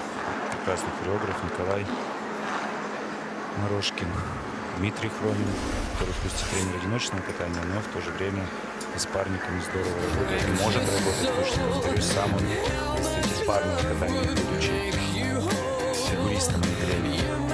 Очень прибавили ребята по сравнению со своим первым этапом. Там прям совсем такой полуфабрикатик был, сыровато был. Здесь прямо очень-очень неплохо. Уже мы видим эту работу уже к середине ноября. Очень серьезный прогресс. Хорошая получилась пара. У Артура Минчука, поздравляю его. Чисто исполнили свою короткую программу, грамотно все сделано, музыку подобрали. Не успеть, может быть, было, да не может быть, и не успеть за такой короткий срок поставить что-то яркое, суперинтересное, поэтому, да, взяли фоном музыку, которая очень хорошо слушается на льду, Мьюз, уже зарекомендовавшая себя музыка. Ребята под нее классно делают элементы. И поэтому тут не будем говорить о компонентах пока каких-то особых, но с технической частью ребята справились блестяще на сегодняшний день. Есть куда расти, как всегда, но... А теперь Артур Леонидович, здравствуйте. Вот Артур Леонидович. Привет от ребят, не только от меня. Хороший сумбал на 60. Да, это на 4 балла больше, чем они набирали в Красноярске. Двигаются вперед, молодцы. Мы очень рады такому началу соревнований в парах. И первая пермская пара на ваших экранах. Дарья Самохвалова и Роман Романчев.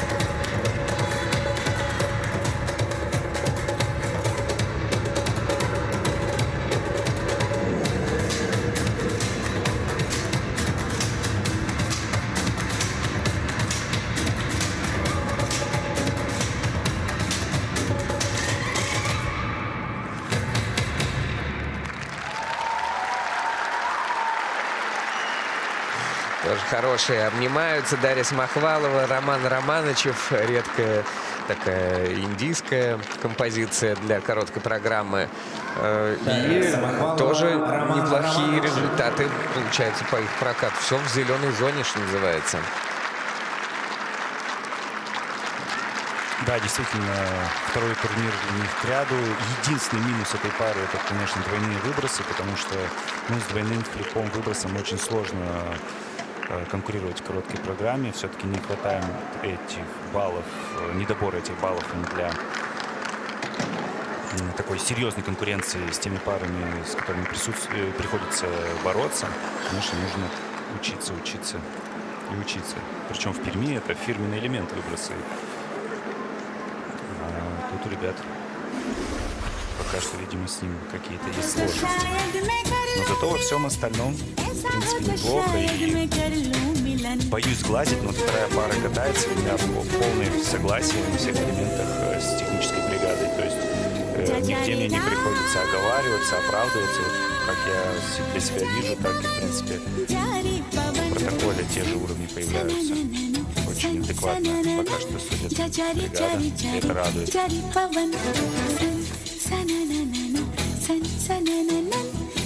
Хорошие ребята, и второй этап я уже комплименты им говорю. Но единственное, надо, конечно, подтянуть чуть-чуть техническую часть в плане выбросов. Во всем остальном здорово. Рода с третьего уровня. Немножко можно дорожки шагов еще поработать, чтобы уровень 3 получать, потому что второй уровень тоже не самый высокий. Хорошие позиции во вращении интересные. Мы видим, что ребята довольны, поздравляют друг друга. Молодцы, Дарья и Роман. Ну вот так, наверное, если не идти какое-то время на риск в этих тройных выбросах, делать чистую программу, все равно получаешь какой-то заряд уверенности в себе, да, все начинает работать, программа начинает работать. А так-то наверняка на тренировках работа ведется, правильно, тройными выбросами. Злата Камалова и Данил Панов на льду. Еще одна пермская пара. Катаются под музыку, которая сопровождала приключения короля льва в одноименном анимационном фильме. Такая африканская тема, очень разнообразная у нас сегодня, да, разминка.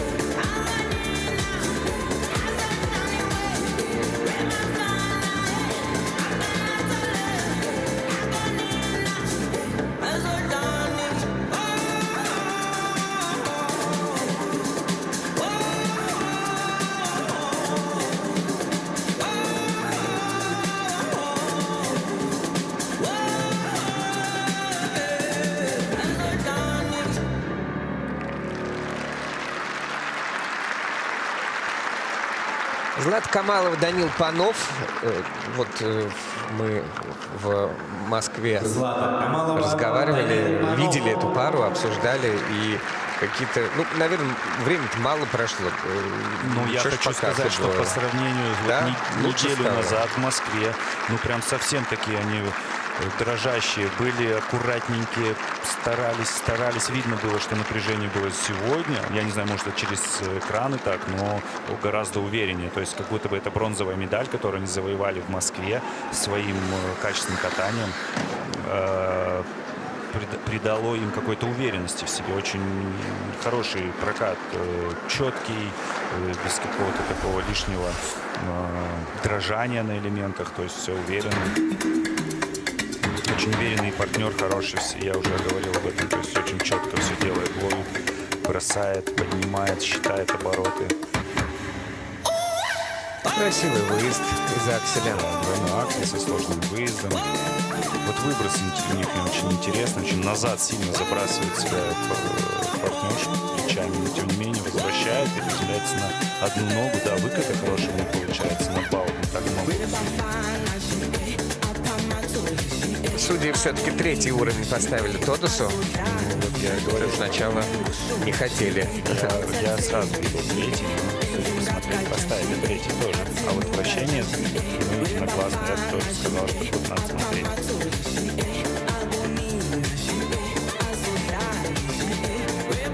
Потому что когда еще чуть расходятся партнеры в параллельности, очень сложно за двоих посчитать.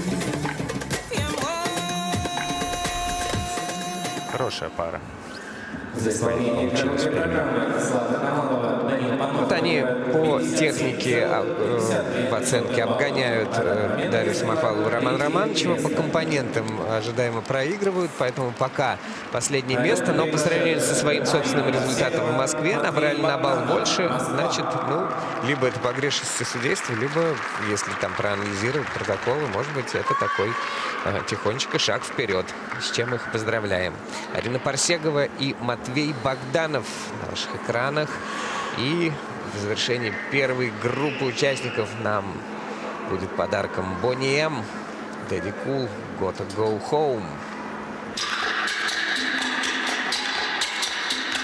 She's crazy like a fool.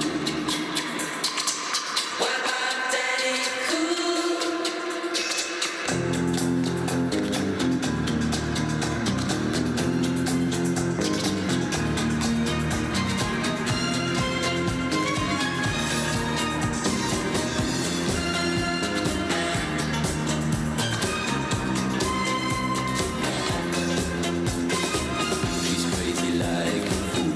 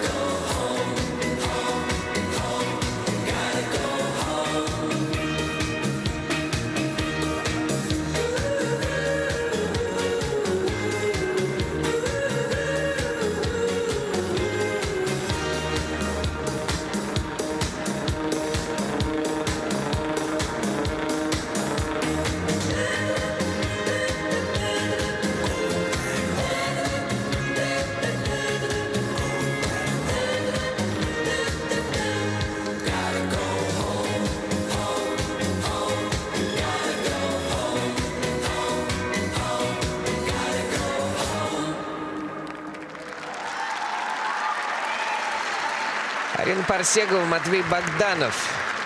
Ну, такое вот представление, что у Златы Камаловой и Данилы Панова их преимущество на московском темпе было не случайное. Да, две абсолютно разные пары, но тем не менее где-то, может быть, Матвей и Арина так поярче, что ли, в плане компонентов. Все-таки как-то у них поинтереснее программы, как мне кажется, на мой вкус. Но, конечно, техника у пермяков тоже посильнее. Ну, здесь просто девочка поярче, а там мальчик покрепче. Вот, и сравнивает. Ну да, но все-таки как бы здесь, конечно, когда у тебя подкрут пока что вот только в таком вот состоянии, только выучен недавно. Поэтому гораздо лучше, кстати, выполнен, чем в Москве. И флип-выброс тоже. То есть и эта пара тоже спрогрессировала за неделю. А представьте, пермякам нужно было слетать в Москву, +2 от Перми, вернуться в Пермь, -2 часа, потом полететь в Омск. То есть там еще ребята в плане часовых поясов вполне комфортно себя чувствуют, судя по всему. Ну вот пересматривали подкрутку и поставили судьи второй уровень. Хотя сначала он стоял третий, но еще и минусы поставили судьи. Ты видел, как у меня глаза чуть не вылезли из орбит, когда этот третий уровень не видел. Потому что пока даже попытки нет выполнить ни у тренеров, ни у спортсменов. Пока просто разучивается элемент. Ну, спасибо, что второй уровень дали. И сделана она была гораздо лучше, чем на этапе в Москве. Так же, как и выброс. Но компоненты у ребят, как мне кажется, одни из лучших в этой разминке. Надо технику подтягивать. Компоненты, оценка обычно так мало отличается. На таком тоненьком всегда проходят, что тут прям... Ну, тут как бы... Шестерки это для такой юной пары, которая первый сезон себя только показывает. Плюс это, в принципе, Арина у нас одиночница. Что это вполне неплохо, близко до расти. Вот видишь, вижу, что делают компоненты? Да, ну тут не только компоненты, да. На полбалла по компонентам они опережают Камалову, Панову, проигрывают почти на балл Самохвалову Романовичеву, но по элементам набрали на сколько? На 4 балла больше, чем они набрали в Москве. Молодцы, второе место сейчас занимают. Кайф. Ева Гуде, Андрей Рудь, Москва. Амелия Шаяхметова, Мартин Преславский, Москва. Виктория Двинина, Виктор Потапов, Пермский край. Таисия Гусева, Даниил Овчинников, Москва. Разрешена разминка.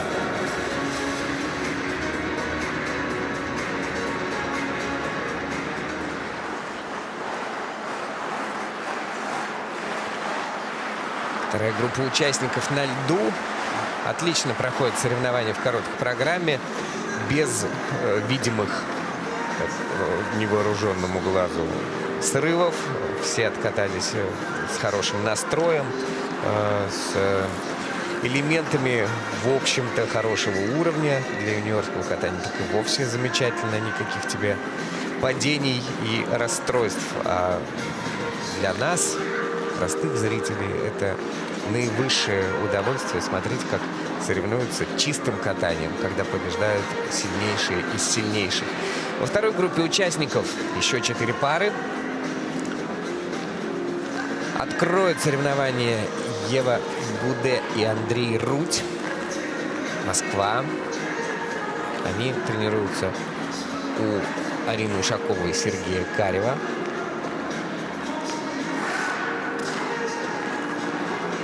Четвертыми были в Казани. Бронза на чемпионате Москвы. Четвертые на первенстве Москвы.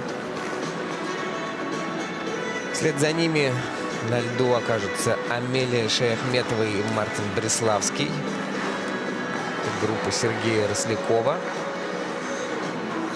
Также работают Андрей Максимов, Беттина Попова И это 4-е место в Магнитогорске, мы помним. Второй сезон они катаются вместе. Совсем молодая партнерша. Ну, впрочем, тут почти все партнерши такие молоденькие. У этой пары очень интересная расстановка элементов в короткой программе. Наверное, главная особенность, потому что у них там выброс предпоследним элементом стоит недалеко и бронеаксель тоже. Начинают вообще с Тодоса. Да. Красиво. С Тодосовой дорожки. То есть такая... Бросили элементы в кружку, перемешали, высыпали и катаются. И уверенно катаются. Виктория Двинина, Виктор Потапов. Еще одна пара из Перми, которые были 5-ми в Казани.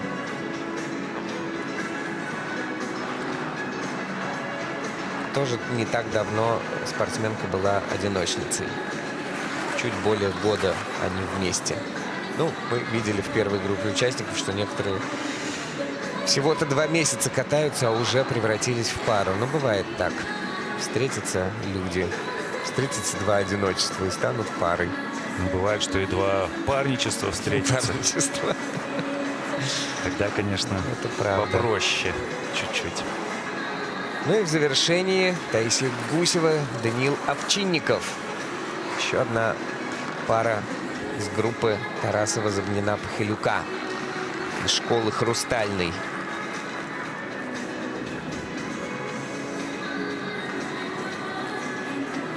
Они были 2-ми в Казани со своей... Драматически 2-е, но тем не менее очень, ребята, как мне показалось, быстро расставили точки над «и», стали работать, еще злее стали и хотят, конечно, доказать на этом этапе, что зря их обидели на предыдущем, но, тем не менее, нужно справиться все равно с нервами. Иногда излишнее желание может помешать. Ну, напоминаем, что весь вопрос был в поддержке, да, которая не была защитной из-за согнутой руки, якобы согнутой, хотя мнения разошлись. Да, но там особо не разошлись, там в процентном соотношении 90/10 это расхождение. Ну, тем не менее, да, так как у судей решающий голос, то, соответственно... Не у судей, у технической бригады. У технической бригады тоже логично. Перед судьями бы хотел даже извиниться за то, что неправильно выразился и сказал там про судьи. Не судьи, техническая бригада. Это тоже судьи, но немножко разные у них роли. Техническая бригада выполняет какую роль? Она расставляет элементы, засчитывает их и выставляет уровни в элементах. Защита, не защита, ну какого уровня? А судьи, они как раз выставляют те самые плюсики за GOE, выставляют компоненты паре, то есть снимают либо минусы, либо плюсы, да, за хорошо, либо за грязно сделанный элемент. Это как раз работа судьи. Она была сделана очень хорошо для ребят. А вот что касается технической бригады, там вопросы не только у меня возникли. Ну, тем интереснее будет посмотреть, что сейчас будет происходить и с поддержкой, и со всеми остальными делами. Ну, технических специалистов, точнее, специалисты, контролеры, их же 3 человека. Ну, то есть это, значит, опять же, это 3 человека, что-то увидели, как проголосовали. Это дело такое. Что-то решили, посмотрели замедленный повтор. Все решает технический специалист. Серьезное технический решение. Контролер может чуть-чуть поспорить, но все равно в основном это не бывает, чтобы там уже прямо, по крайней мере, у нас, когда одни и те же, как бы, с одной стороны, да, судьи, особых споров не возникает. Кто-то, ну, согласился, согласились и все. То есть это, я вообще не знаю, чтобы уж там прямо кто-то очень сильно отстаивал свое мнение. В принципе, техническая бригада должна более-менее работать в одном ключе. Если есть повод доказать, то доказывают. Если нет повода, то должно в пользу спортсмена быть. Ну, интересная ситуация. Слава богу, что происходит, что называется, всего лишь на юниорском гран-при, да, и в начале сезона. Может быть, это тоже какая-то своеобразная притирка, хотя, конечно, может быть, притираться надо было и в другом месте. Открывают соревнования во второй группе Ева Гуде и Андрей Рудь. Катаются под композицию «Хойо Микс».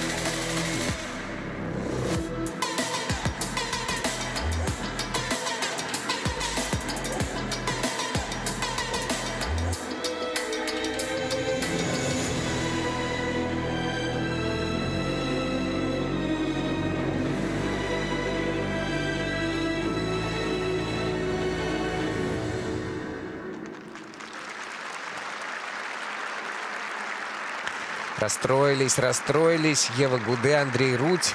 Видели и вы, конечно, невооруженным глазом, да и вот по одним этим квадратикам красненьким на ваших экранах, которые были в левом верхнем углу, можно было отметить, что даже судьи многие элементы оценили на минусы, а техническая бригада еще и вынуждена понизить и уровни, да и аксель не получился. Печально. Да, действительно, на первом этапе ребята гораздо лучше выглядели, чисто откатали свою короткую программу. И тоже аксель во второй половине программы предпоследним элементом у ребят стоял. Это говорит о том, что не доставляет он никакого труда им для выполнения. Но сегодня мы видим, как Ева расстроена, потому что, конечно, двойной аксель сорвать, прыжковый элемент — это очень важно в короткой программе.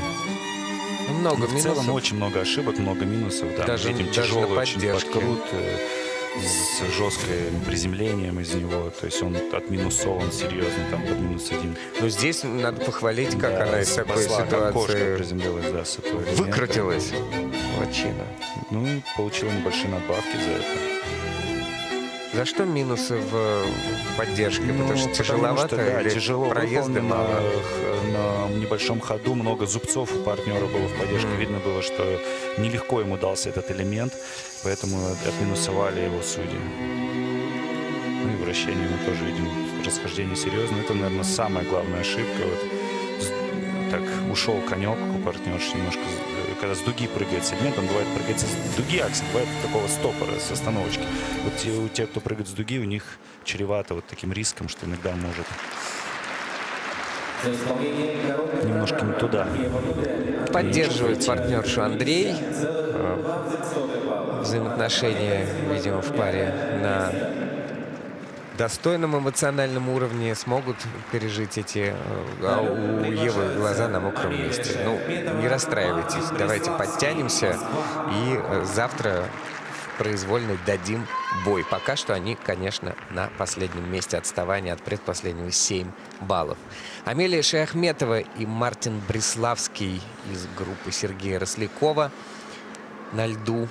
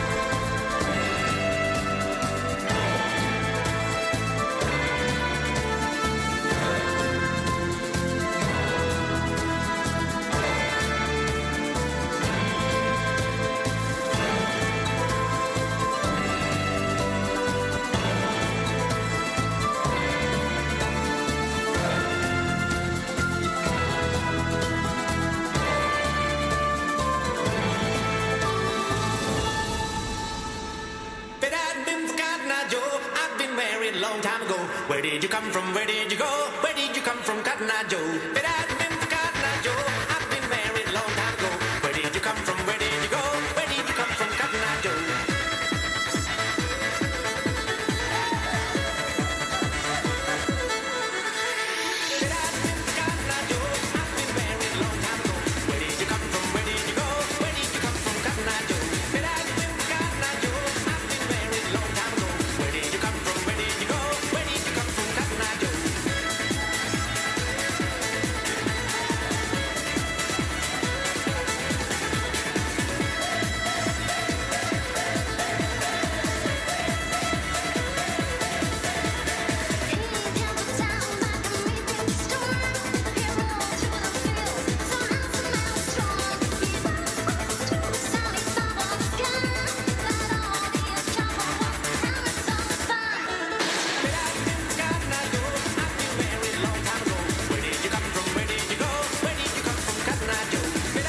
Cotton Eye Joe. I've been married a long time ago. Where did you come from? Where did you go? Where did you come from, Cotton Eye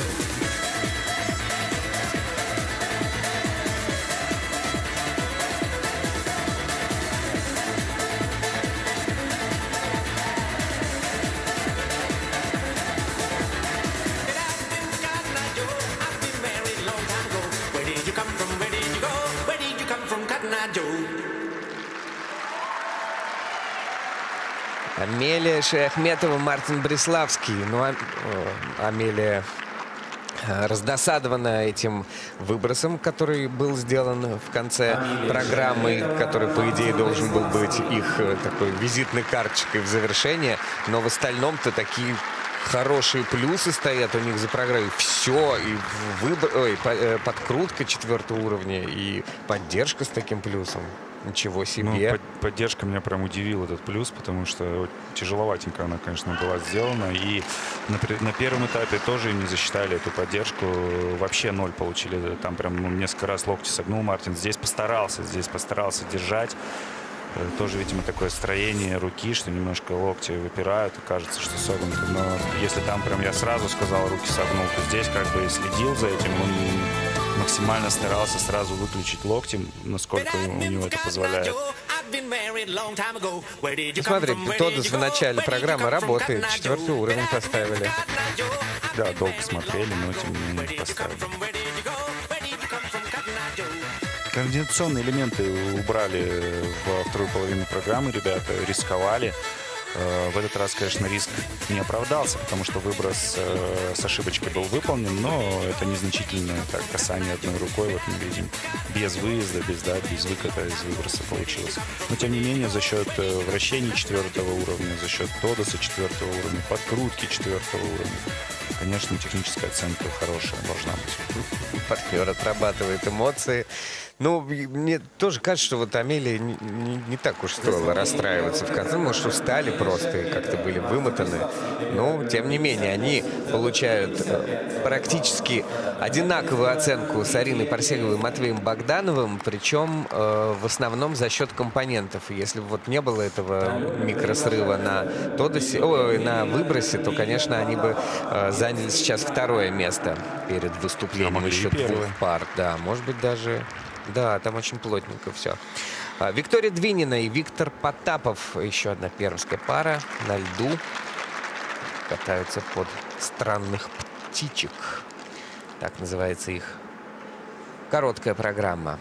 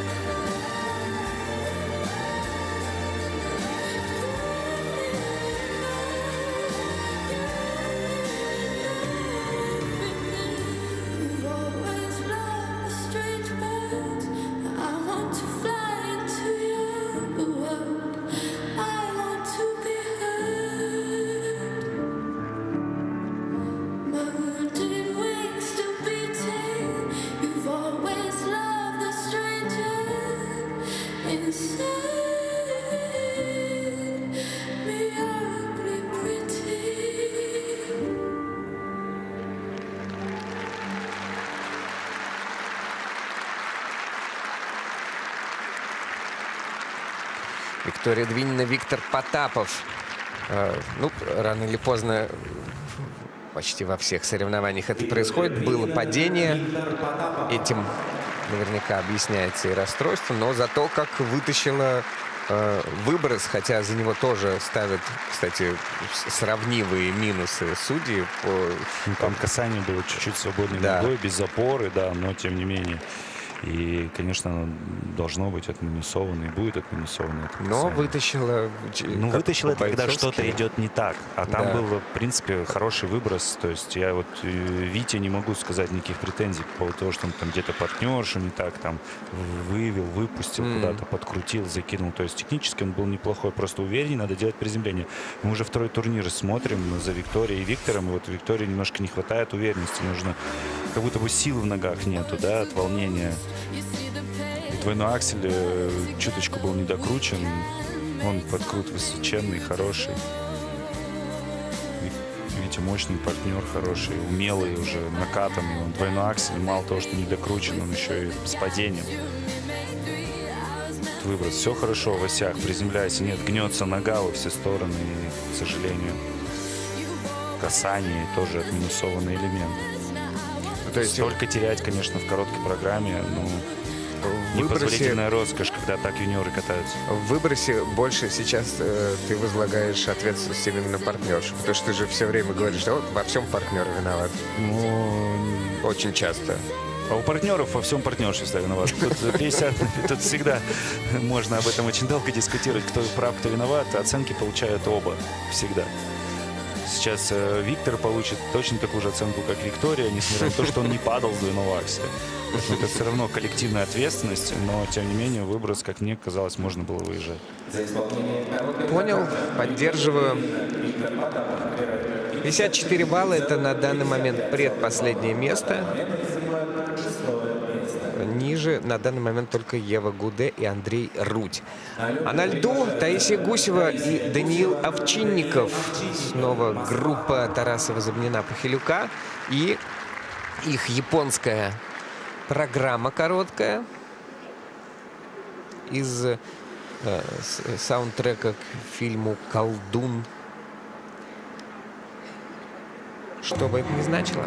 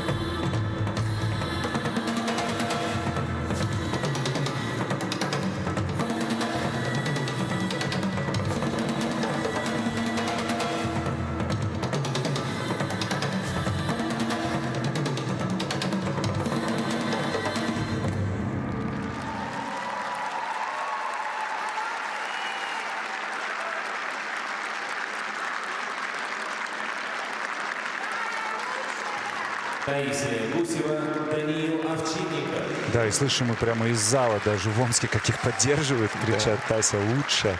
Действительно, очень много поклонников у этой пары, буквально на первых же их шагах и в юниорском катании, потому что очень хрупкая маленькая партнерша, яркая, красавчики, кричат, амплитудные элементы. И любят этих ребят зрители. Не всегда любят их те, кто выставляет уровни. Ну ладно, ну всякое бывает. Сейчас посмотрим подкрутку. Это же фигурное катание. Ты так реагируешь, как будто ты разных оценок не видал в фигурном катании. Все случается. Нужно бороться. Что здесь, шпагат не взяли? 3-й уровень. Ну, видимо, не взяли шпагат. Двойной аксель здорово был. Выброс тоже. Все в плюсах. Поддержка 4-го уровня. 2 почти балла плюса. Это не та поддержка, которая была. Да. Тодос, как мне кажется, все-таки подсогнул руку, да, не поэтому он не 4-го уровня, только 3-го. Шаги 4-го уровня. Штанг есть, либело есть, шестерка есть. Почему уровень 2? Но пересматривают вращение. Параллельное вращение непонятно. Может быть, что-то странное. Что-то показалось. Максим Леонидович, привет. Максиму Тренькову привет передаем. И Филиппу Александровичу тоже. Максим тоже передает вам привет. Машет рукой, как будто его кто-то видит здесь сейчас, кроме меня, на комментаторской позиции. Не находят позицию сидя, ребят. Вот в чем дело. Еще хуже даже получилось, чем 2-го уровня. Вот что пересматривали. Надеюсь, поддержка. Смеются тоже над поддержкой. Я говорю, единственное мне, что сомнение вызвало это наше вращение. Да. Вот и тренер говорит о вращении. Тренер глаз Ватерпас Дмитрий Сергеевич. И правильно вызвало Дима. Потому что положение сидя не нашли судьи. Кто-то высоковато стоял. Опять на локоть смотрят или что? Ой, прямо это у нас мем, мем этого сезона. Давайте доедем до конца сезона, потом посмеемся про локти. Надо сказать, что по технике из-за вот этого вот вращения заключительного они очень близкую оценку получают к Малдиновой и Маришиным.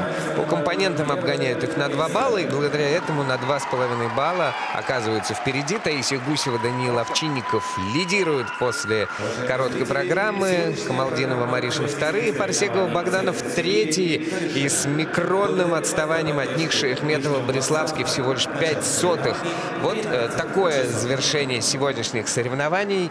Огромное спасибо, что вы были с нами. Это фигурное катание на первом. Всегда удовольствие от борьбы, от красоты и от мастерства этих трудолюбивых и самоотверженных людей. Максим, спасибо. Спасибо, спасибо, Василий. Спасибо нашим замечательным юниорским парам, которые так здорово катаются и на последнем уже для себя этапе в Омске. Завтра будем смотреть вместе произвольные программы. А на сегодня до свидания, до новых встреч.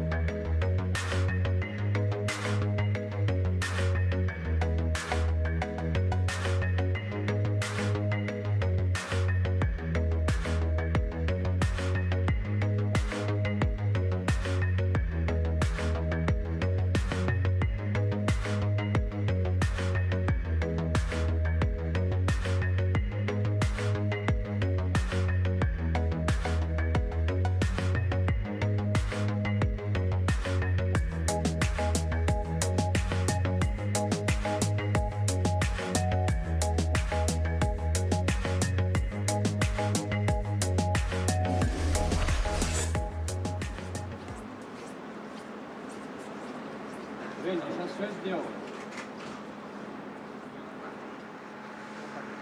Тут видишь, с отбой ты сама сотрешь.